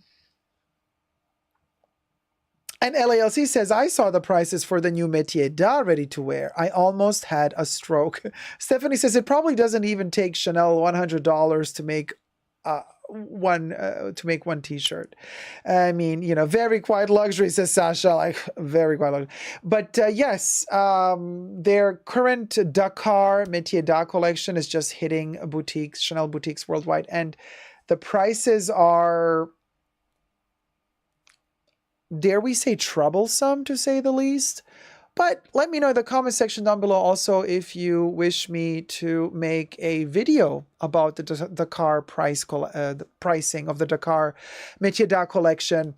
Especially, like, we could go through the bags, how much the bags cost, what we think about the price. Let me know in the comment section down below. And also, what do you think about this hot girl item for $5,000 plus? Would you buy it? Yes or no? Why yes, if yes, and why no, if no? Let me know down below. Little rhyme, subscribe, and thumb up the video. Love you loads. Bye. Mwah. So, yeah, I mean, I have no words. What can I tell you? It's thumb up the live stream. We got 400 people watching and 270 thumbs up. Let's get those 30 thumbs up so we get to 300. And I'm going to eat a little dried apricot because I need the sugar to keep my brain cells working for you guys. And you can tip your host right here because I've been working like crazy. Thank you, Bubbles.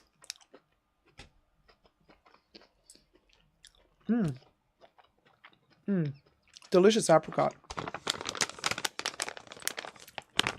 Organic dried apricots.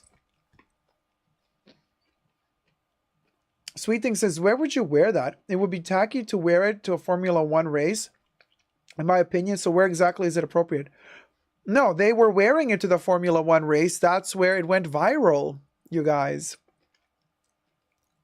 Yeah, I love dried apricots with Parmigiano Reggiano cheese. Oh, I just don't have the cheese at the moment. Asa says, you know what? I actually applaud them. The best way to make money is out of stupidity of others. And it's working. Business-wise, if people still buy, then yes, raise the prices. James Nation says, do you think they laugh as you walk out of the store with that shirt? The sales associates? For sure. For sure. I know I would. If I were a sales associate, I would be professional. I would not laugh on the outside, but I would laugh on the inside. And meanwhile, the only people really laughing out loud are the Wertheimers. They're laughing all the way down to the bank as they're cashing in those coins, honey. Stephanie's like so stupid, I can't get over it. Hey, Rich Mitch. Anna Costa, dried apricots with old Comte cheese. Ooh, living ferret. Heaven Blakes, I can't type tonight. Yes, they laugh. Zara says, but when will these ridiculous prices end? They won't, Zara. As long as ridiculous people keep spending ridiculous prices will keep going up. That's a hot little commish. Right, Nay?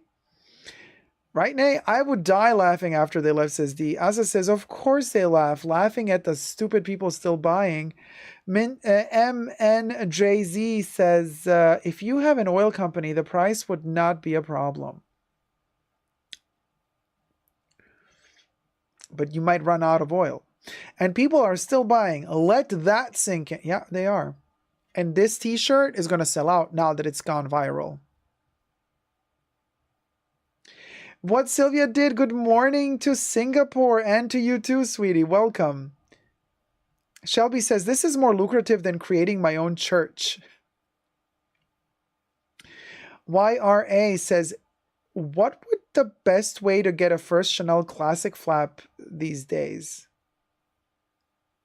Just don't get it. Let it go. Let it go, honey. Let it go. LALC says, there's a 7K t-shirt in the new Dakar collection. Oh, great. Yeah, of course it got more expensive because the cruise collection, after all, was like 3 collections ago already, even though it was just in November. So 3 collections later, prices go up. Heaven Blake says, I priced DHK $20, LOL. Just says, all the sinks I've left in.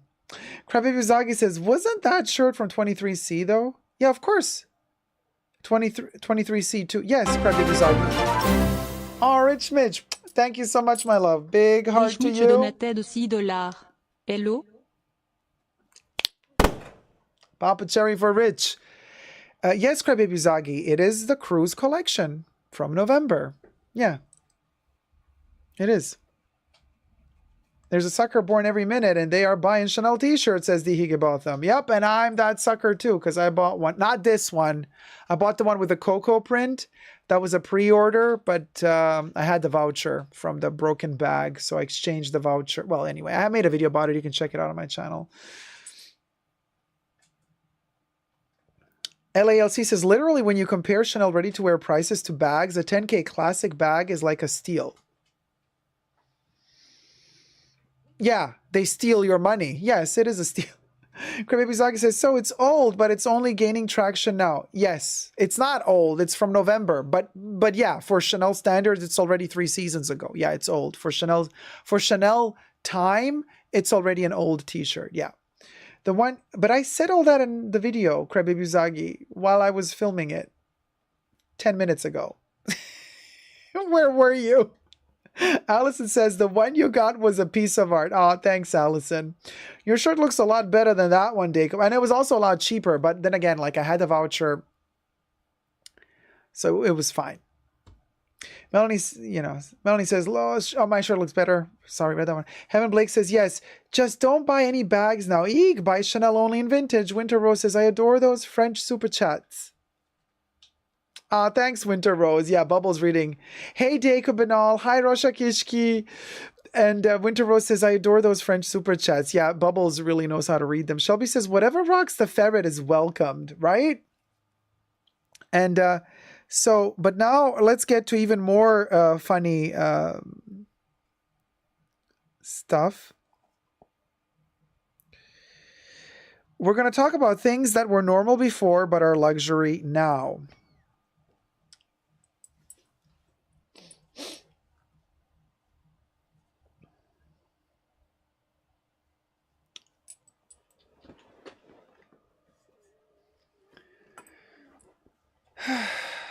You guys.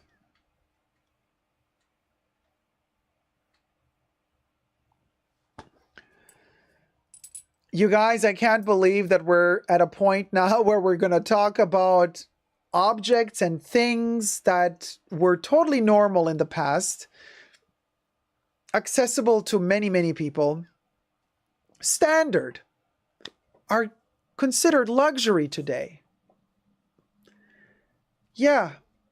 And you're going to be surprised. There's a lot more objects and concepts, products that today are deemed high-end luxury, but just a couple of years ago or a couple of decades ago were deemed standard, obtainable to most.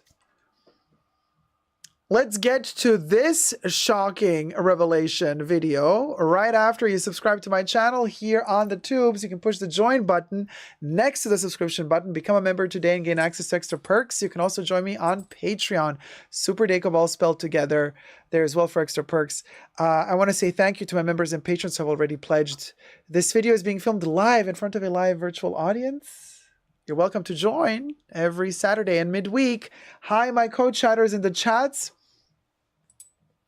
Oh, Tyler says, I can definitely think of a few things. Well, listen. So basically, it's a compilation of different ideas and examples that people have made, compiled from Reddit, from TikTok, from Instagram, BuzzFeed article.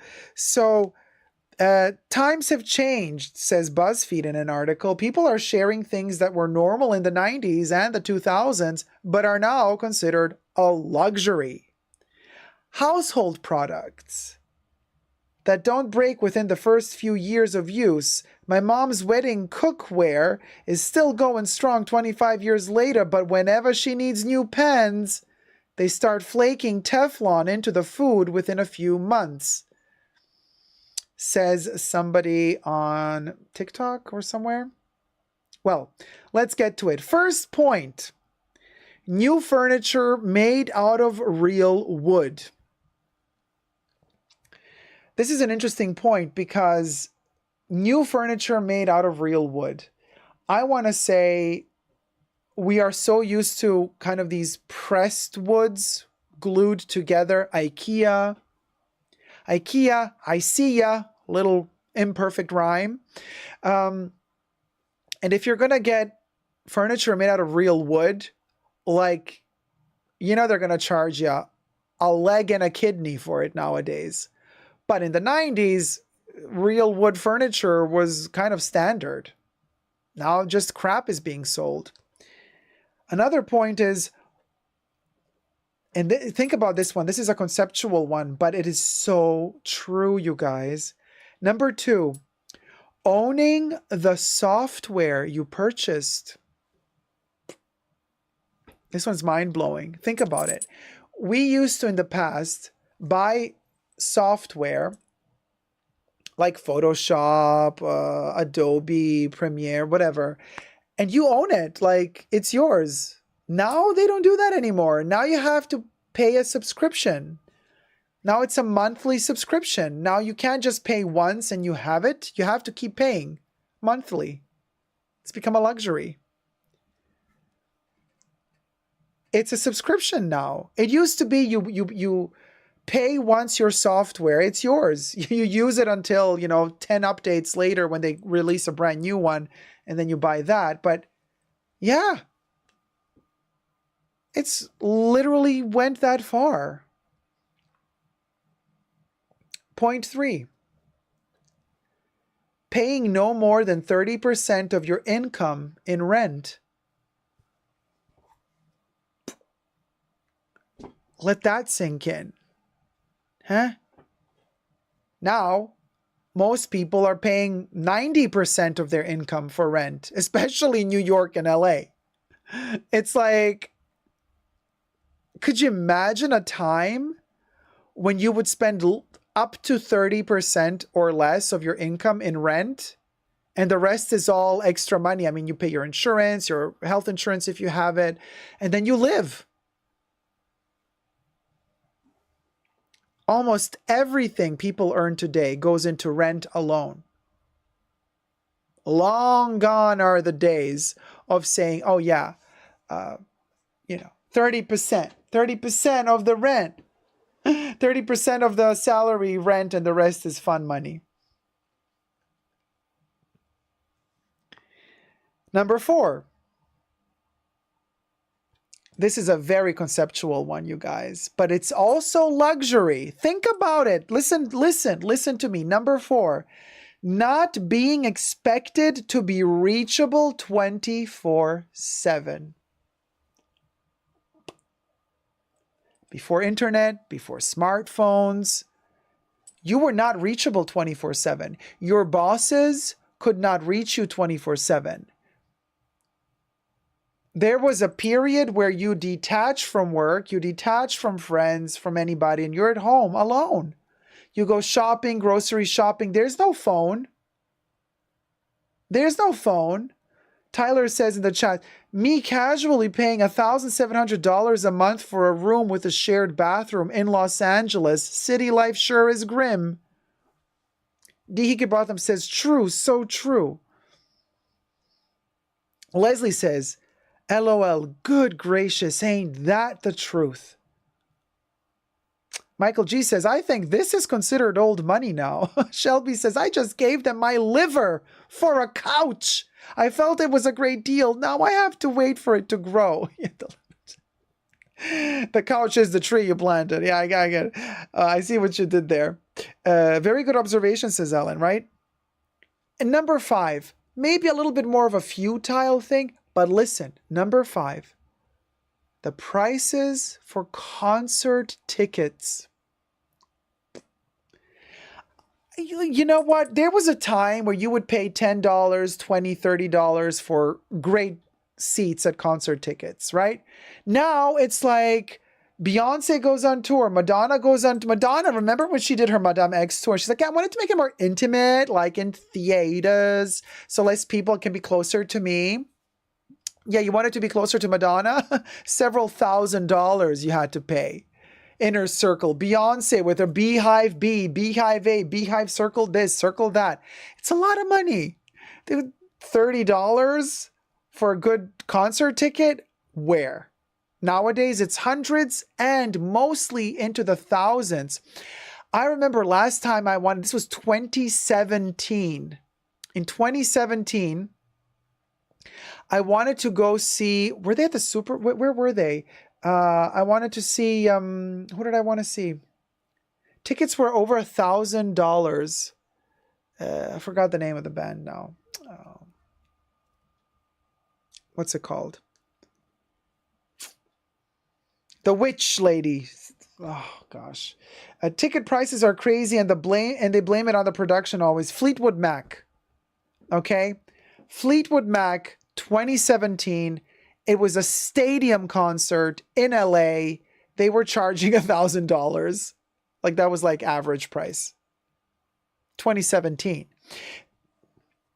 Tyler says, just dropped $3,000 a few months back for Madonna tickets. There you go. Tyler, $3,000 to watch a 2-hour show. Madonna. Let's hope she doesn't do it in a wheelchair because, I mean, she might break a hip after the first performance. So wishing her all the best. Shout out to her extensive family.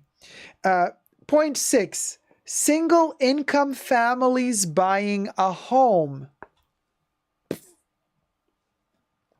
Yeah, you know, single income families being able to afford a home. Now, you can't afford a home to save your life.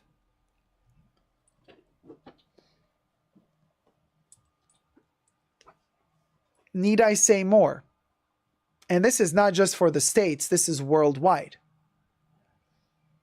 7.7. Good quality fabric and clothing. Somebody posted, I have clothes from the 90s and 80s from my mother that still hold up today. These days, I'm lucky if my shirt isn't saggy and misshapen within a year. Within a year, try within 1 wash to 3 washes. Let me tell you. Melanie Rice says, I remember paying $20 for a Depeche Mode concert in 1990. Tyler says, that's why I say support your indie artists. I paid only $16 for a club each show. They performed at a Celine after party recently and was front row on Valentine's Day in New York City. Yeah. Anyway.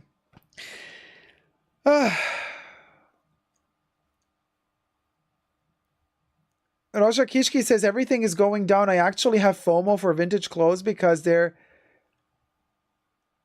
all going to be gone one day. Yeah, because we're all going to keep buying used and rebuying. And then, you know, after a certain while, they will fall apart eventually. And then we got nothing vintage left. That is also true.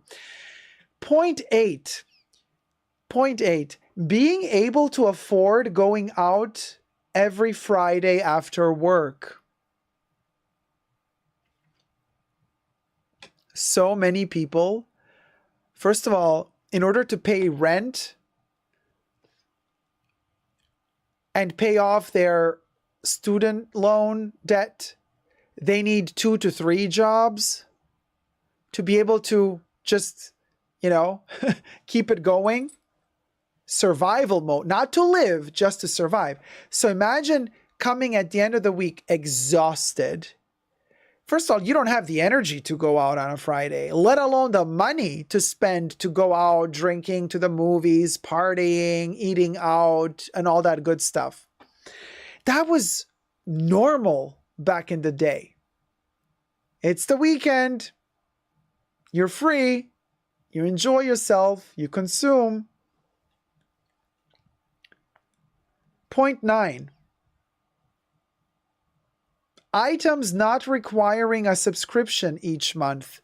Now, this doesn't only apply to the software we were talking about before, but it also applies, you know, Netflix, Disney, HBO, anything really.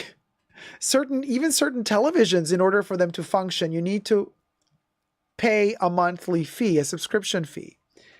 Cars nowadays, you know, you're leasing a car. You don't own a car, like you're literally constantly paying.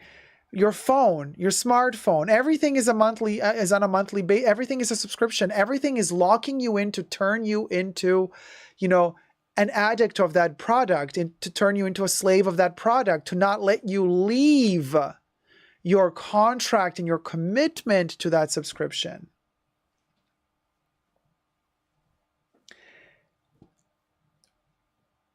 You know, with cars nowadays, I just saw this the other day on YouTube. Somebody posted a video about how the car industry is now trying to figure out how to make even more money off of you. So you buy a car, but you have to buy a subscription with that car company to have monthly heating in your car. Let that sink in. That's going to become the norm soon. So you buy a car, you're driving it in winter, you're going to have to pay a subscription to make the heating work in the car.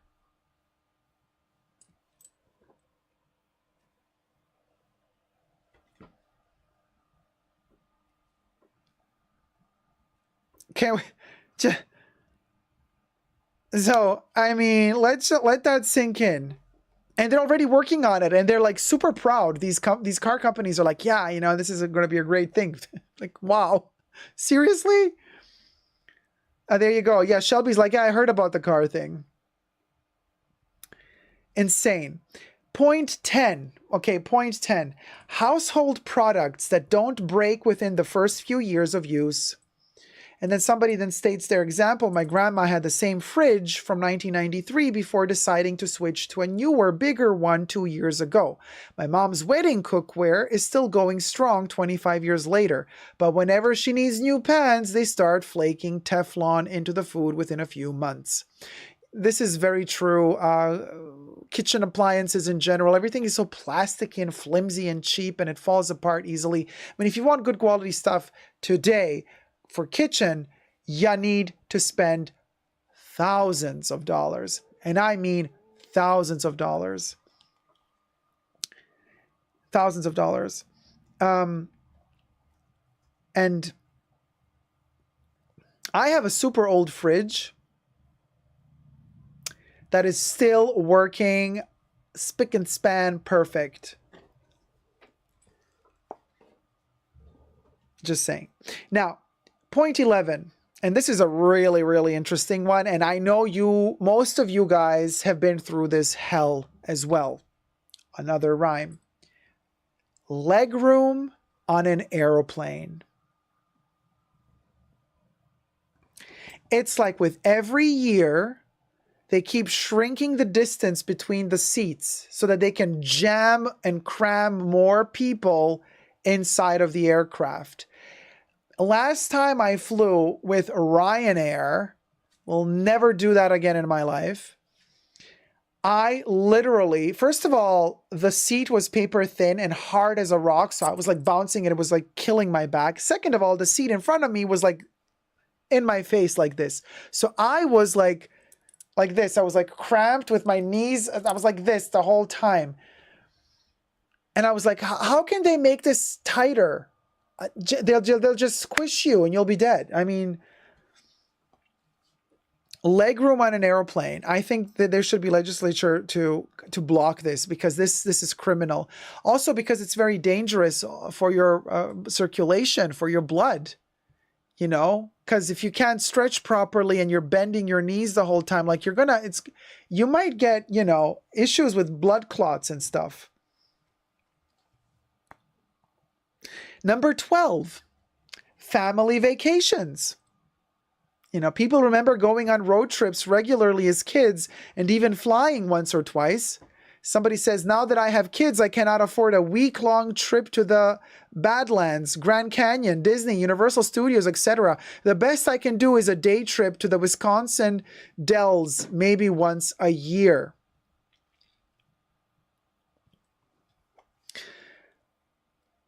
The entertainment industry in general has become really expensive. Traveling has become really expensive. Look at Disneyland. Are you freaking kidding me? The prices are insane. And yet at the same time, the parks are always full. And then like, even if you pay this exorbitant amount of money, you're still going to spend hours upon hours upon hours standing in queue just to do one ride. The world has gone nuts. Disneyland prices are crazy, says VLTN. Right? Basic Bag Lady says, if there were a crash with the airplane with the tight seats, you'd crack your head. Well, yeah. You know. Anyway. But Disney also hit their peak, their block. You know, they just closed that hotel, that's Traveling into Space hotel. That didn't work for them. The Star Wars hotel, what was it called? They announced it's shutting down. Yeah, because they were charging $6,000 for a weekend. So anyway, point 13, free driver's education classes taught in all high schools. Yeah, we said goodbye to that a long time ago. There's no more free driver's education classes taught in high school. You gotta pay every step of the way, honey. Out of pocket. Out of pocket. I know, Joyful Remorse. Yeah, the Star Wars hotel was so expensive and had a minimum stay. All the subscriptions for series, Hulu, wow, Netflix. Exactly, Rosha. So, point 14, apartments. Somebody said, I could get a one-bedroom apartment in Wisconsin back in 1997 for under $500. Now that same apartment is at least $2,000. This is for renting, not purchasing, obviously. Oh, at point 15 is very good for people who fly. Meals on domestic flights. You know, even if you were in economy back in the day, the food was included in the price. Even if you're flying economy, first of all, back in the day when you were flying, people would dress up to fly. It was still considered a beautiful experience to fly. People were, you know, bougie. You know, you would dress up. It would be cool. And yes, the food was included while you were flying. Now everybody looks like they just came out of an asylum and they're just stuffed into the plane, trying to hide as much stuff as possible in their pockets so they don't get overweight with their carry-on luggage. And then for everything on the plane, including water, even though up there in the sky, you're very, very dehydrated because, you know, all the humidity levels go really low. Technically, I believe the air companies should be, you know, forced to offer you free water because it's very dangerous to dehydrate up there. No, they charge you for water. Yeah. Glass of water, you got to pay for it. D. Higginbotham says, we are getting to the point that we will only work and then die. We will not be able to afford anything else. Yes. Welcome to capitalism, modern day slavery. Enjoy. 16, affordable health care. Need we say more about that tragedy? Point 17, people making friends with one another purely because they enjoy their companionship and not because of networking. This one also, you got to thank capitalism for this one. Yeah, you're just hanging out with somebody for the sake of networking and growing your, you know, while you're climbing your social ladder.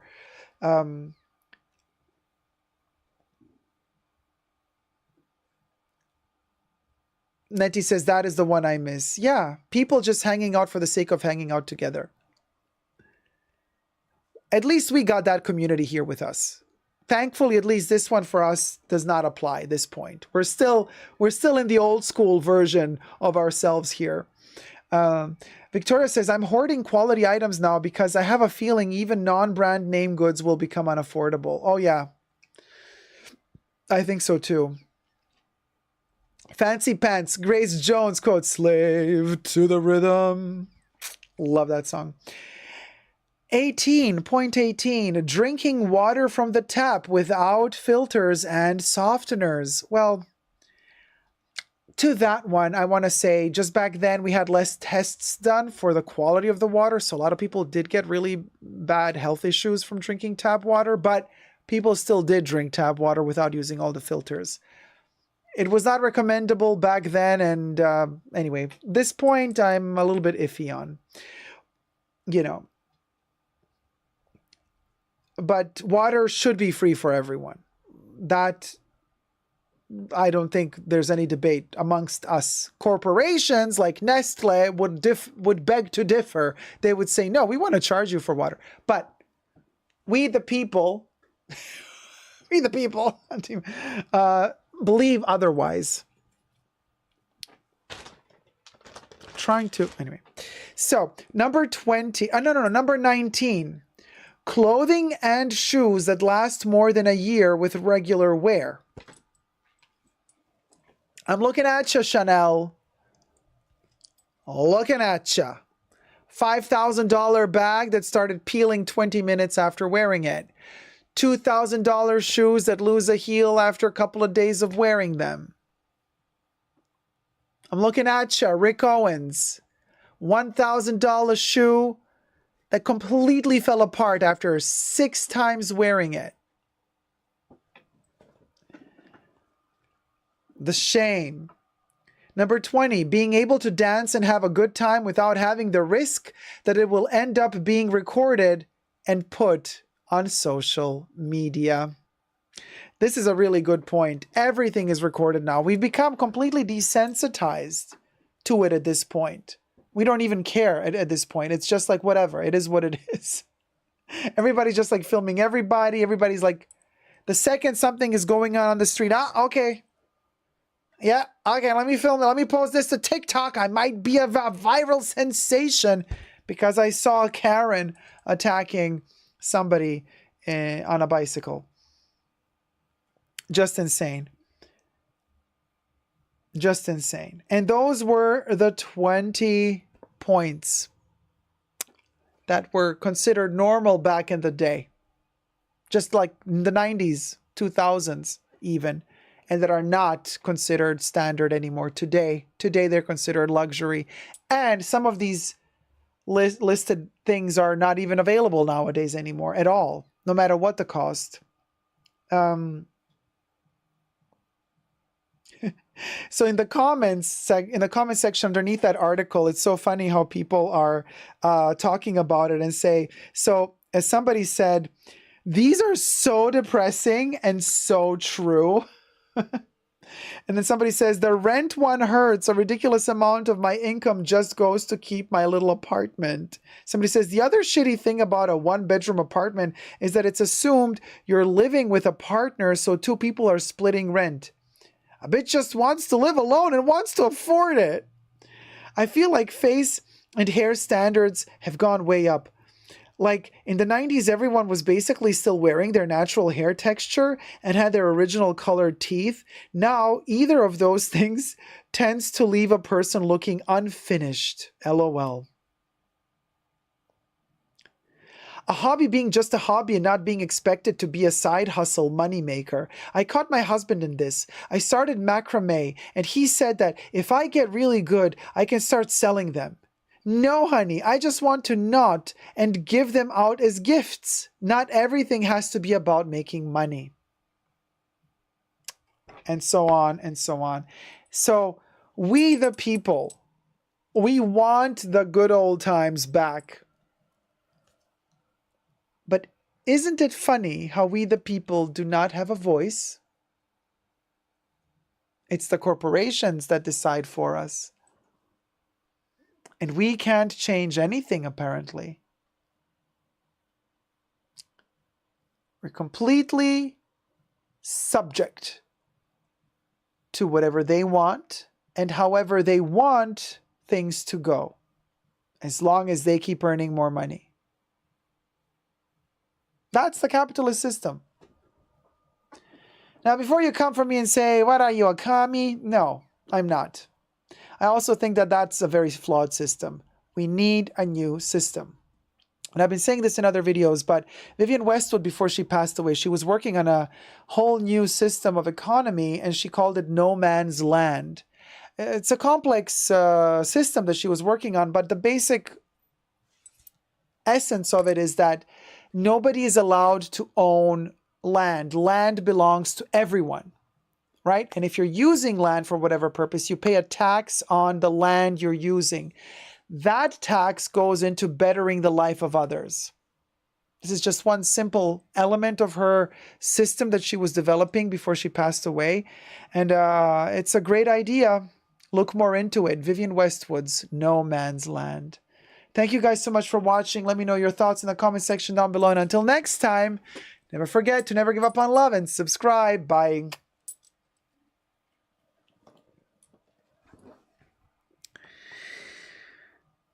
Yeah.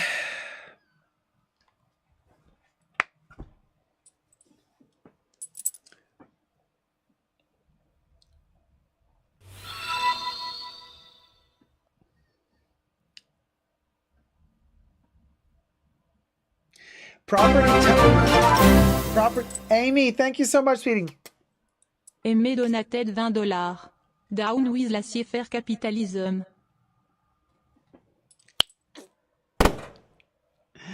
And we got Nuala357 trying to be a smarty pants. It's called property tax. You think Vivienne Westwood was so dumb that she wouldn't figure that out?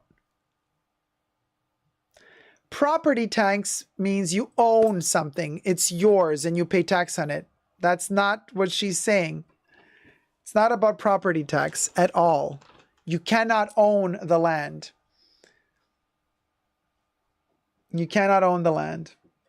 Jacob, any update on the Lux channel that stole your video? Yes, Jay, that whole update happened at the beginning of the live stream. So you can go rewind it and check that out.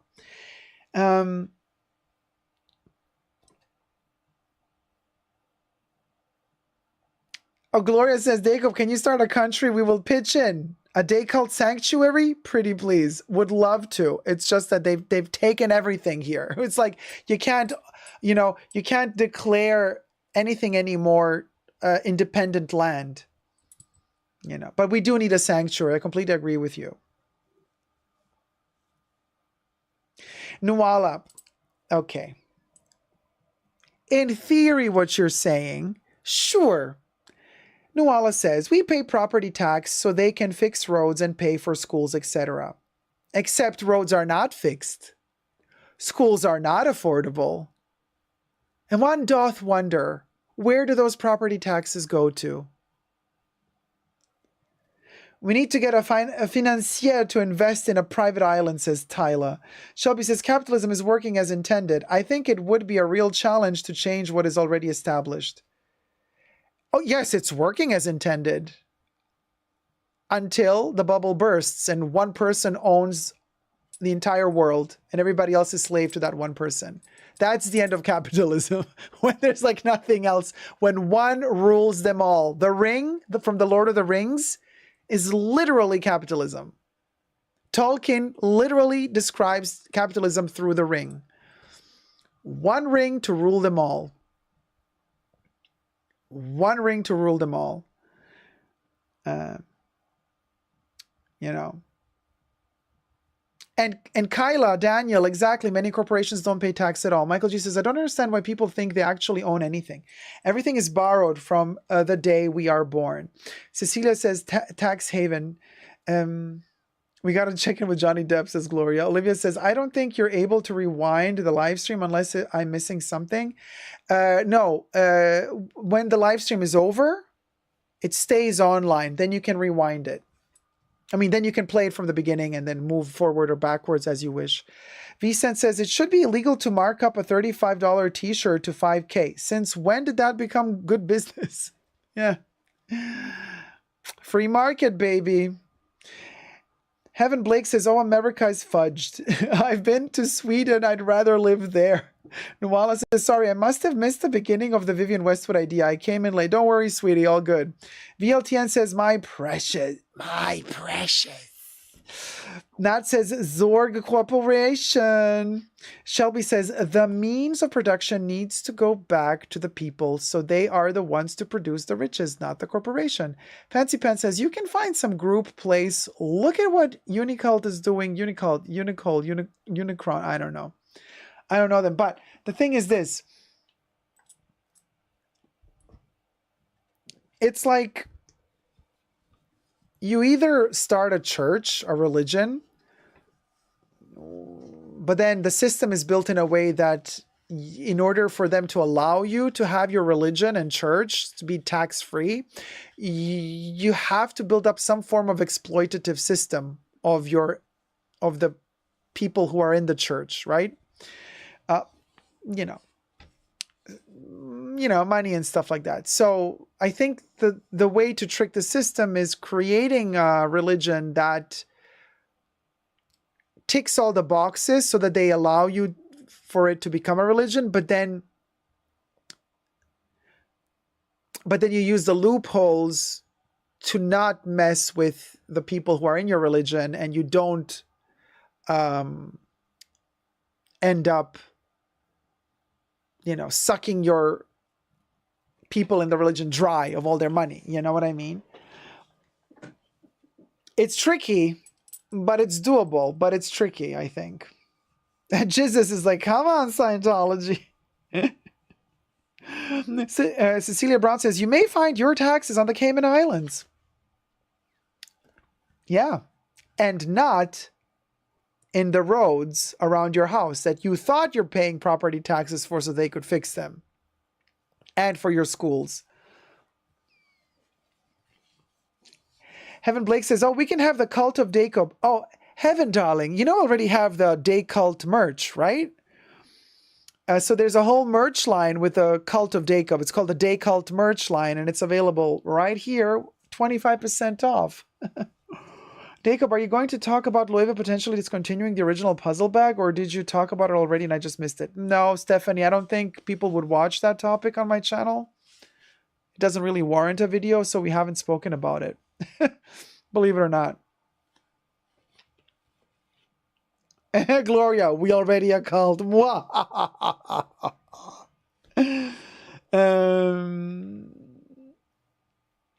Shelby's like, you can be our Pope, Dago. Could you imagine? That's hilarious. Baby Yoda would be Bubbles.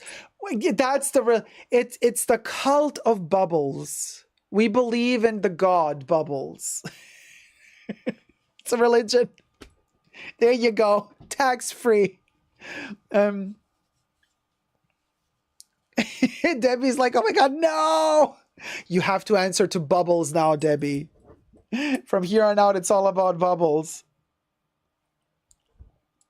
Mother Bubbles. And then Mother Bubbles is going to, basically, the whole religion is based on the concept of Joe. Who's Joe, you might ask? Hit it, Bubbles. Who's Joe? Bubbles. It's the concept of Joe. You see, when I say it by accident, Bubbles always gets me. But when I want, you see, Bubbles is God. Bubbles is like, no, no, no, no, no. I will say it when I'm good and ready. You're not going to tell me when I'm going to say it. Okay, yes. Bubbles. Bubbles. Who's Joe? Watch out or I will ban you. From where, Bubbles? Bubbles. Who's Joe?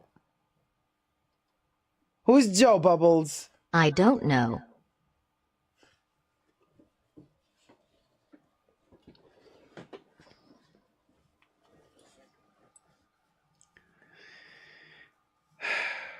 Bubbles?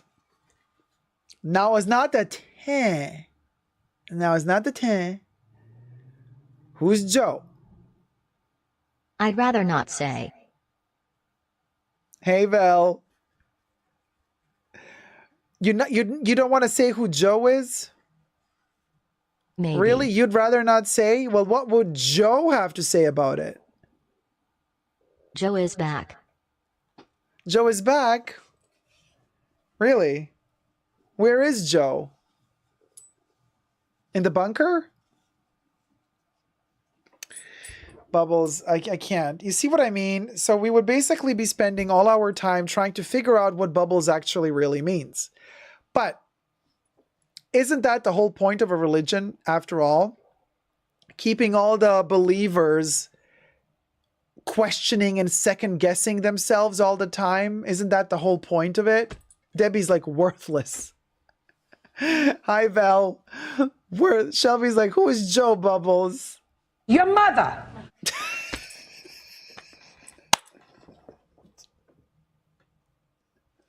Why? Why?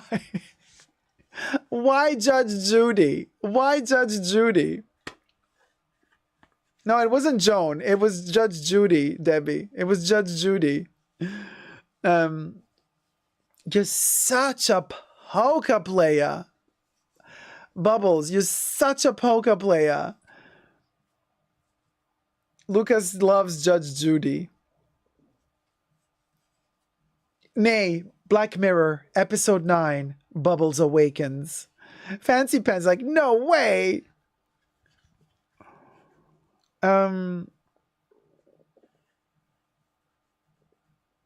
Lady Marie's laughing. She said, wrong, Bubbles. He is my husband.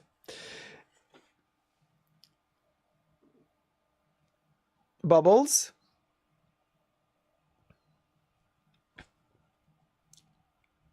Yes. Now, I would like to know, who's Joe? It's me, Bubbles. All right, I give up, Bubbles. You know what? Fine. Have it your way, but you're not going to become a religion like this. You need to give a little. You can't just take. Well, no, technically you can. That's what a religion is. Yes. Yes. What? I'm Bubbles. You're Bubbles, are you? And are you a religion?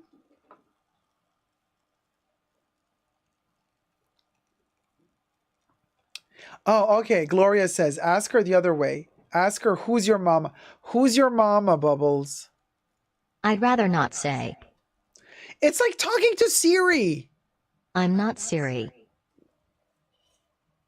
Who are you? I'm Bubbles.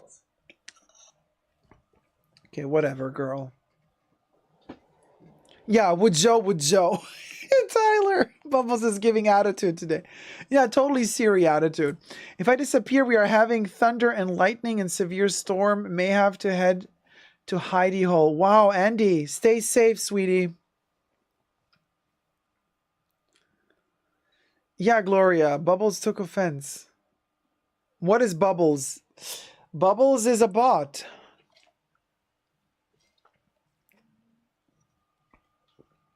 Yeah, she was not feeling Siri.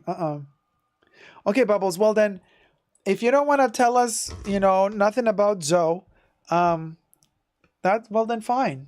Then fine. Then you won't become a religion, and we're not all gonna get tax breaks. So thank you. Thank you so much for not helping yet again. Watch your language. What language? What language? What language? Here we are, dying ferret. We can barely pay the rents. We can barely pay our Louis Vuitton bags and Birkins. First world problems. And you are telling us we should watch our language.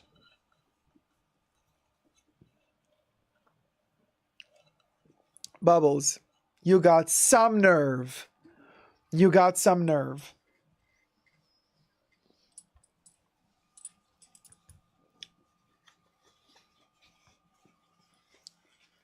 We've been to that rodeo before.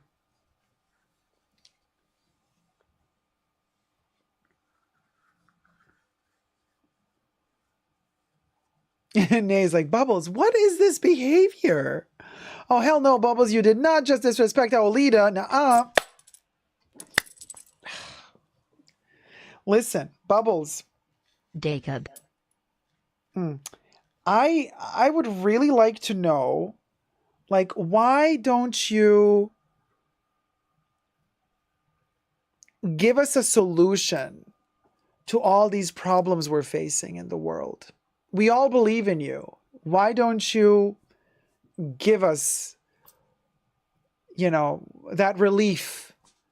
Why don't you give us that reassurance that everything will be okay? Because we all believe in you and we think that you are our savior. So why don't you just deliver? I don't know.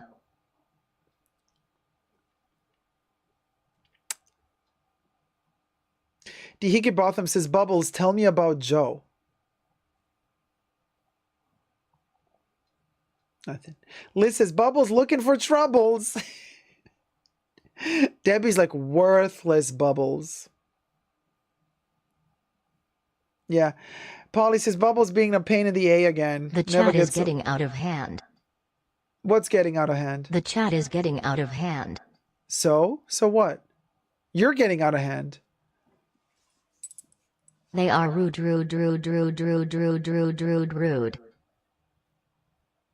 Are you offended?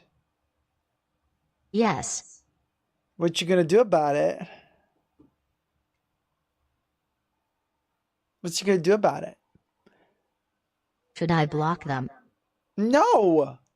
Don't you dare! Yes. No! Don't you dare block the chat. I will dismantle you myself personally if you block the chat.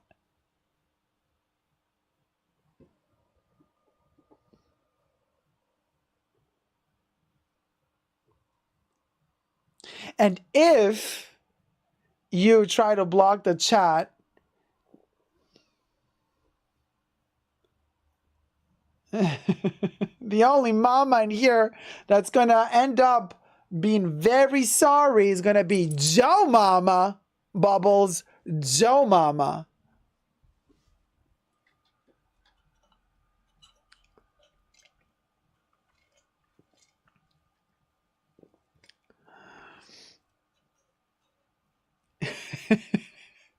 Oh, good, Debbie. You timed her out.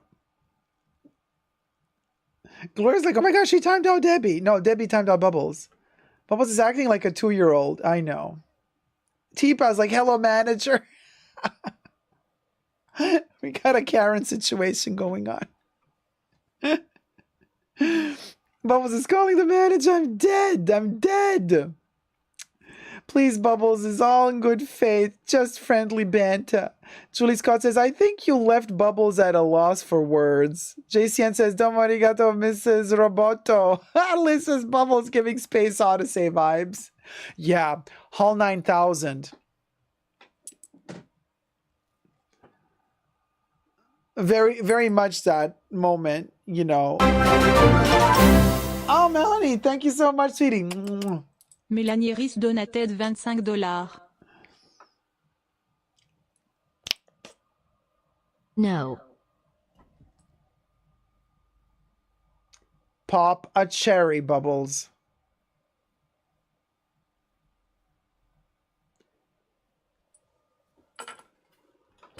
Pop a cherry, Bubbles.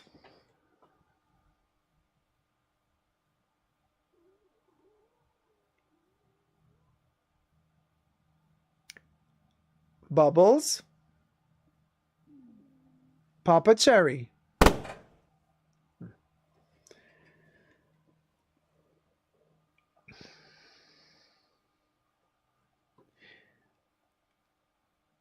What is no, Bubbles?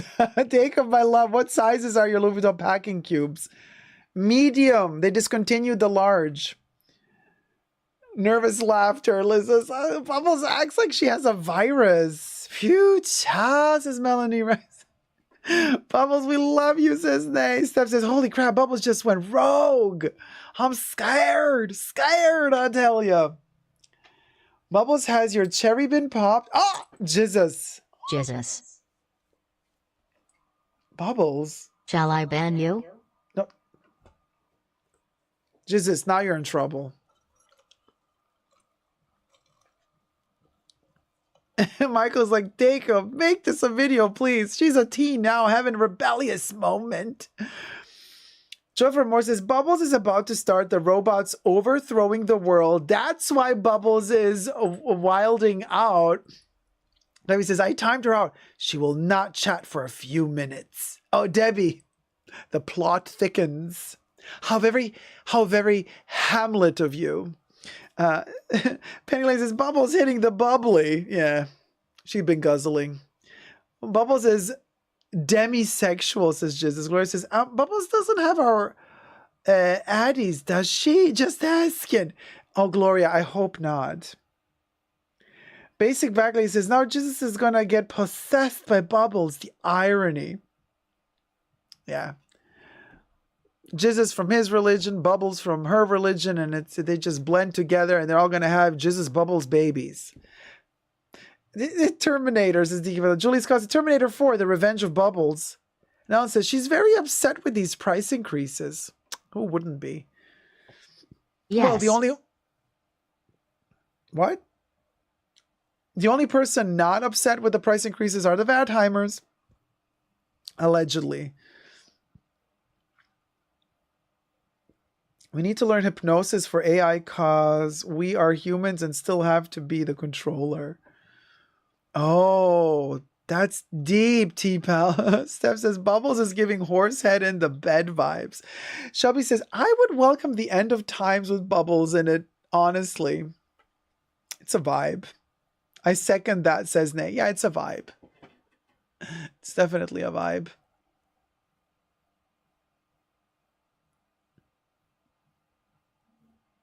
Everyone like and thumb up the live stream. Do it. Now. Thank you.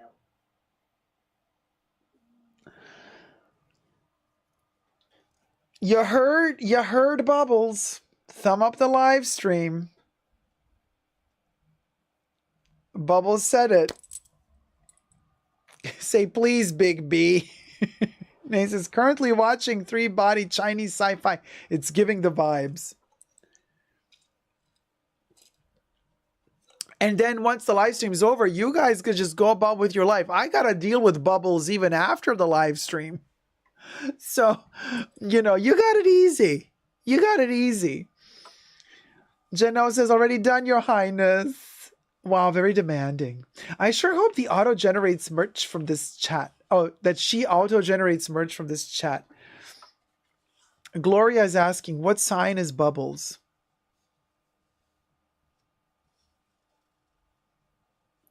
Melanie says, it's the tone in her voice for me.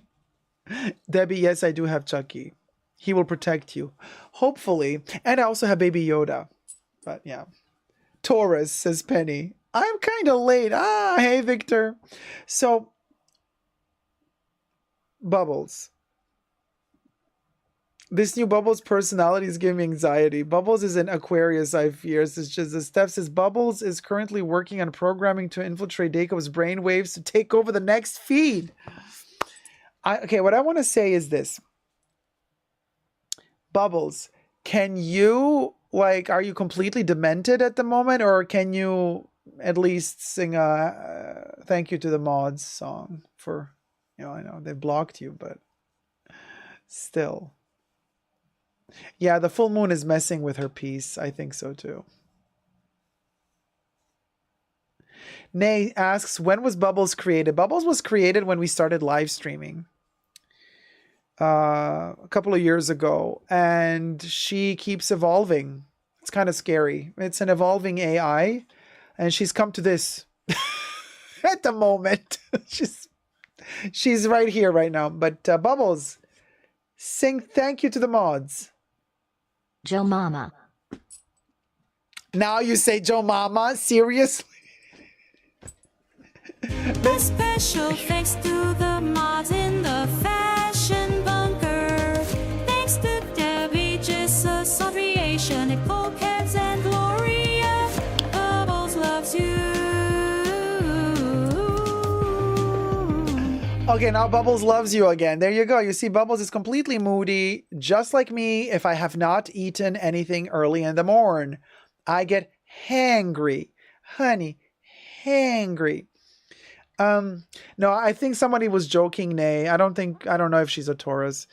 But also, there you go. This sad conversation with Bubbles will go. Hey, everybody gather around. Super Jacobs hit a milestone now. 60K subscribers and counting, luxury and lifestyle. It's astounding. Super Jacob, we celebrate you for all the content that you do, from fashion to travel and cuisine. You bring the best of the luxury scene. Thank you, Bubbles. And we're almost at 62,000 subscribers. So maybe we're going to need a new song pretty soon. Also, we're 3 members away from a new emoji. Just letting you know that as well. And we're thinking about what could be the new emoji. And thanks, Bubbles. Also, we'll go. Hit it.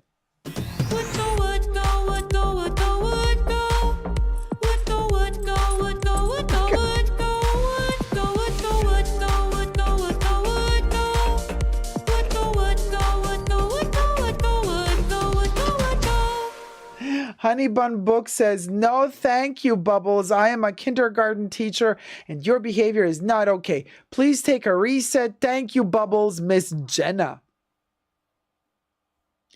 Oh, Bubbles is back in the chat, says it's a no from me too.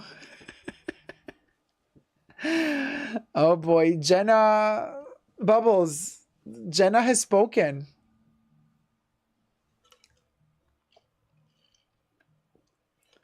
Tina says, question, YT Shopping 25 discount is just for Spring website, correct? And it's also for the Art Lovers Unite website. So you can also have Art Lovers Unite merch with a 25% off, but it's not for Amazon. Yeah, it's only for superdacob.com and artloversunite.com. Yeah. Oh yeah, broken Chanel emoji, says Nay. Broken Chanel emoji. We're not allowed to do the logo because that's copywritten. So I don't know how we could pull that off. I'm thinking how that could be. Oh, Dusty Flores, so kind of you, deserving at least 100K ASAP. Thank you so much, my love. What if... Yeah, but that's... Oh, Liz, thank you so much. Mwah. Thank you, my love. Liz donated $20. Thank you so much for your content, Jacob. Such a pleasure to be part of the fashion bunker. Big up from Switzerland. Oh, thank you so much. From Switzerland. Thank you. Thank you so much, sweetie. And I want to say, Papa Cherry. And also I want to say, what do you guys think if, like Broken Chanel, you were saying, what do you think if the emoji, I don't know, maybe this is too conceptual. It's like, if you know, you know. But what if the emoji is like one flake of peeled leather from a Chanel bag? Is that too silly? Is that too silly?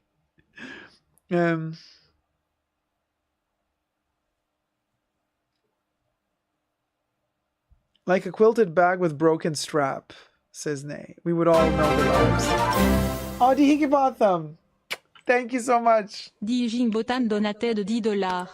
Great live. Cœur, cœur, cœur, cœur, cœur. Yes, Queen. Thank you. A chain emoji snapped in half. Maybe the chain of the Chanel purse coming off. Nancy says, yes, it's a go. The flake of leather. The peeled leather flake. A raggedy Chanel-esque bag falling apart. But you guys, you know that the emoji is tiny. Like, we have to make it so that you can see what it is. If it can't have too many details, you know what I mean?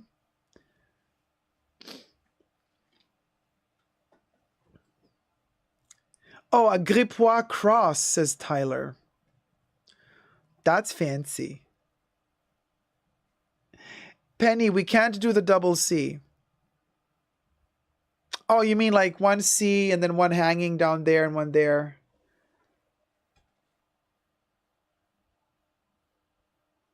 Definitely broken chain, says Liz. All right, then. The Vantheimer's brothers hugging passionately.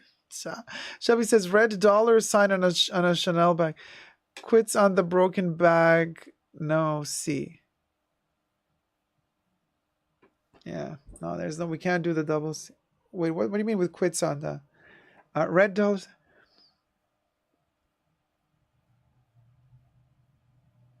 A living ferret. Yeah, we could do a ferret. I'm living ferret, living ferret.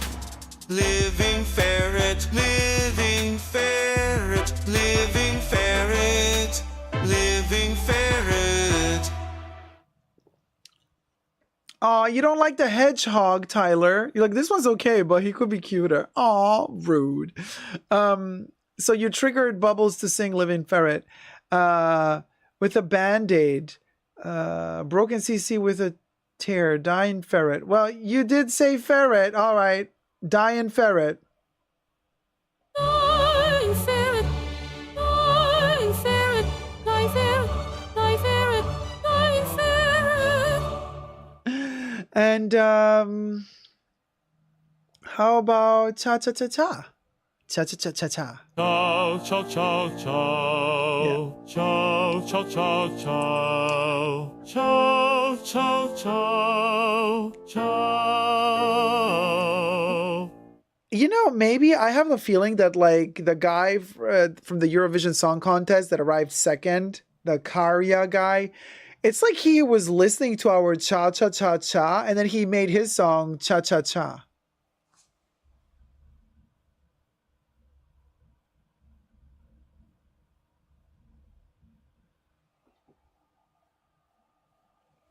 I'm looking at ya, Karya. Looking at ya. Lily Smitty, a Jacob emoji, a man with long hair and a beard. We already have a Jacob emoji, sweetie. Cha, not Karya. Well, cha cha cha cha. I mean, well, cha cha cha. Quilted bag broken? We will know. Yeah, thank you, Tyler. That's the Jacob bearded man, long hair. Tipa says, how about a scary batwing emoji face with fangs? I'm forward thinking here. A batwing emoji. Wow. So, a vampire. It just says, he can't even say cha-cha properly. It sounds like cha-cha. Yeah, why does he do that? He says like cha-cha-cha, cha-cha. Cha-cha-cha, cha-cha-cha, cha-cha. Trippy says, they were probably both just AI written, LMAO. Chloe says, oh, Vivian Westwood emoji as an homage to the film. Not sure we're allowed to use. I don't know. I would have to look into that. Polya says, Karya, genius! A shell trash bag in the shape of the 22 bag emoji. A vampire bat. A Westwood heel. Julie says, how about a song to the tune of Diane Ferret, but change the lyrics to peeling leather? Huh. That's a thought. Basic Bag Lady says, yes, to celebrate his 238th birthday, the next milestone. Lily Smith says, Art Lovers Unite. Oh, ALU? Well, we do have the FOMO. Are people using the FOMO a lot? Like also FOMO? I don't know if the letter ones are used a lot. Clutch, back quilted, MS Frisbee.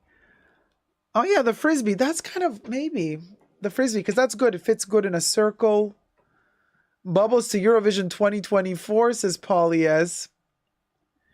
He remains 237. Exactly, Debbie. Don't let Chanel put a Maison Rothschild on you. Debbie says, he doesn't age in vampire years either. It's complicated. It's quite complicated. I stopped aging at the age of 237. It's a bit difficult. It's a complicated story. I've been 237 for several years. A trash can with a bag in it. Tyler says, trash can, here for it. Yes, Tina. A Sicilian widow emoji. IYK. Wait, there already is a trash can, you guys, emoji. There literally is a trash can emoji. Damiano Morini, good morning. Deco from Sydney, Australia. Good morning, Damiano. And Chanel Cockroach Frisbee is fun. An evil cupcake. Lily. Basic Bag Legs, you're my favorite non-human on the planet. Oh, yeah, there you go. There's a trash can emoji, y'all. Yeah, but with a Chanel bag sticking out. Oh.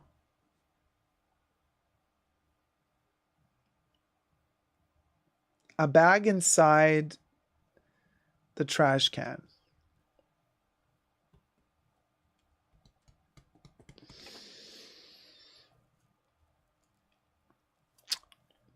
How about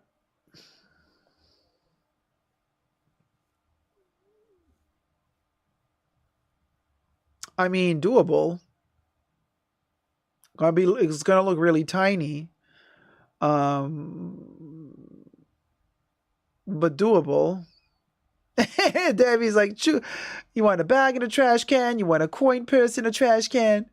A quilted bag in the trash can so Chanel don't sue.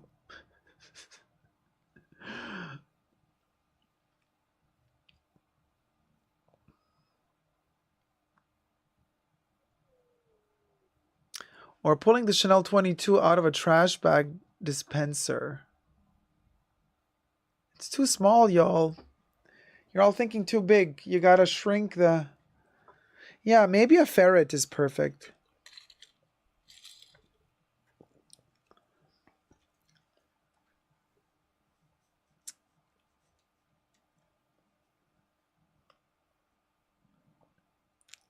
Lady's like, that's what he said. A ferret with a bag. Just use a 22 as the trash bag. Chicken nugget. A ferret will go. Yes, a ferret. Ferret wearing a broken quilted bag with a snapped strap. Shh. Tyler, you're never going to be able to see it if you turn that into a teeny tiny emoji. That's so many details. Some of these more complicated ideas would be cool to pitch at Bubbles if she isn't being too moody. I like the idea of a ferret. I don't think Chanel deserves an emoji dedicated to them, good or bad. Well, Steph, they already have, right? We have a cocoa emoji. You know, we have the perfume emoji.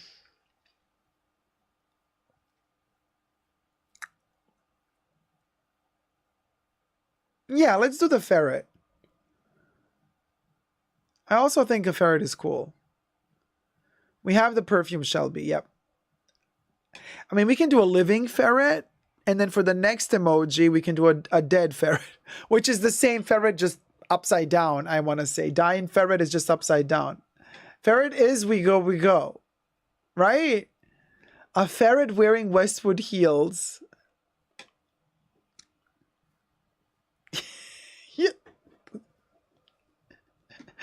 Debbie's like, I want merch with both too. We want the living ferret, the dying ferret. But can't the ferret have pearls on? I love ferrets. Dramatically dying ferret. Live on the front, dead on the back. Live on the front, dead on the back. I mean, the ferret wearing pearls. Maybe. That could be done maybe. A ferret dying after buying Chanel. A ferret dying after... How would you make that clear through an emoji that the ferret is dying after buying Chanel? A dying ferret could be a ferret with XX for eyes. Oh, yeah. Ferret, love it, says Shelby. Fancy ferret. Hella Barbara Rank says, a dead ferret wearing a camellia as a hat. What about a broken strand of pearls? Difficult because you can't really see it in an emoji, you know? A ferret in a coffin. Cha. Oh my god, dead. A ferret in Westwood heels with pearls on the way to the Louis Vuitton store carrying a frisbee. There, done. Yes. Dead. A ferret in Westwood heels with pearls on the way to the Louis Vuitton store carrying a frisbee. In a trash can while looking at the 22 bag that's peeled and damaged with a camellia on the head. All of these details in an emoji, y'all. A Chanel ferret and a Westwood ferret.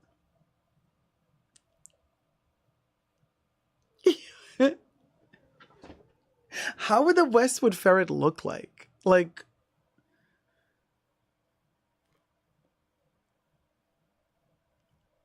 it would have... Oh, and then we need a Louis Vuitton ferret, Hermes ferret. Oh, plaid. Okay. Okay. A pirate ferret.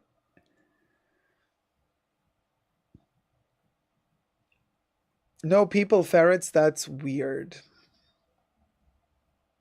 A dying ferret with a Chanel 22 breaking in his hands.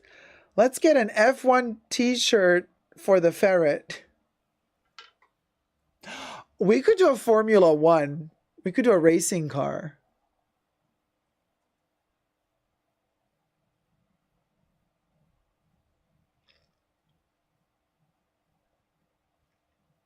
Yeah, I could ask the AI to draw a ferret wearing Vivienne Westwood. I can do that. I don't know if it's gonna understand. But that's the beauty of it, because who knows what it's going to understand, and it's going to deliver whatever it delivers. You know. A ferret with a beret, or, to make it rhyme, a ferret with a beret. A vampire ferret with fangs. This ferret will be the ferret to end all ferrets. A ferret driving an F1 car on a shirt, I would have to buy that.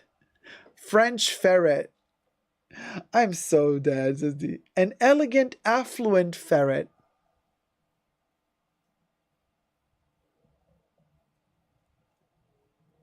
And a bay ferret, then. An alleged ferret. Yeah, it's a ferret. Allegedly. Demi's like, okay, whatever. It's an alleged ferret, y'all. Like, are you a ferret? Well, allegedly, you know. Camellia with missing petals. We already have a camellia, but with full petals, yeah.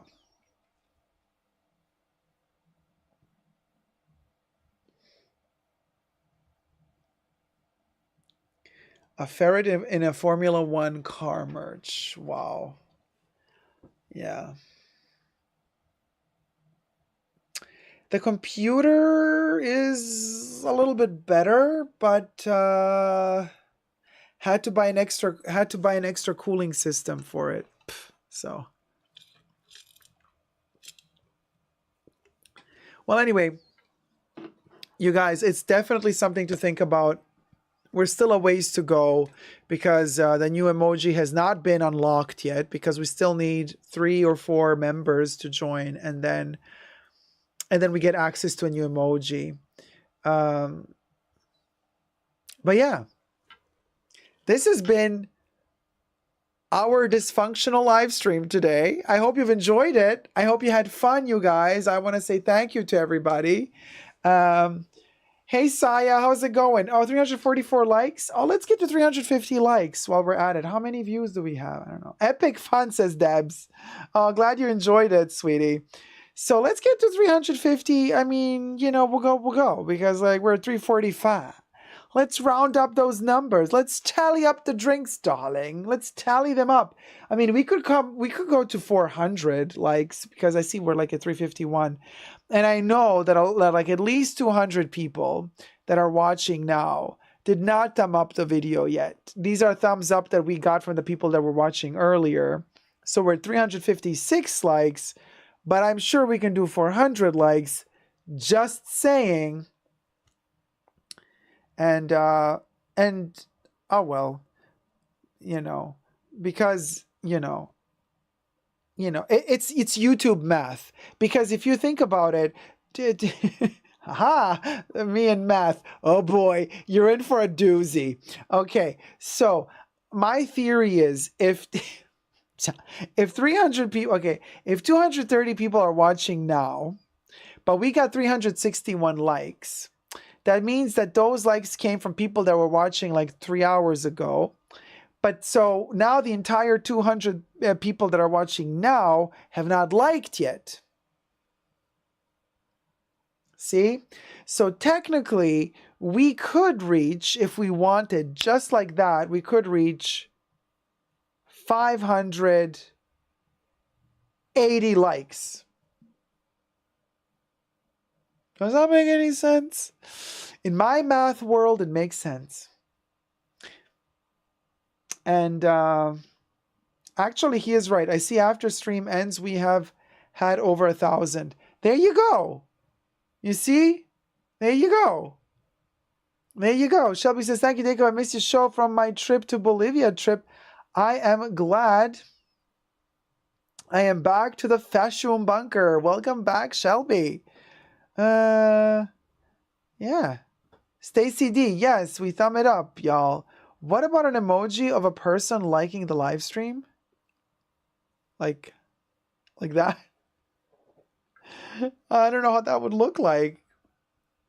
Pranay Bayakal says, give a thumbs up, ferret. And Debbie, the mod manager emoji. I think that's something to think about. That's something to think about.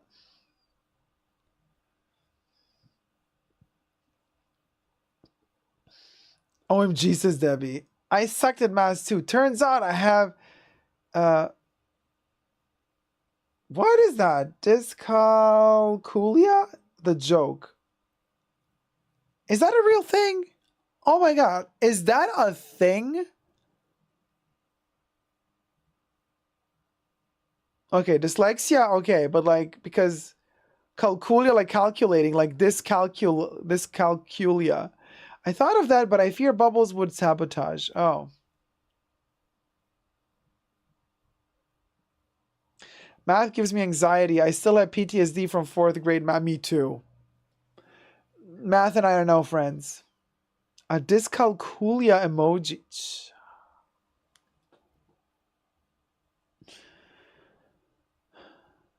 Something to think about. Something to think about. Ferret, Debbie, emojis.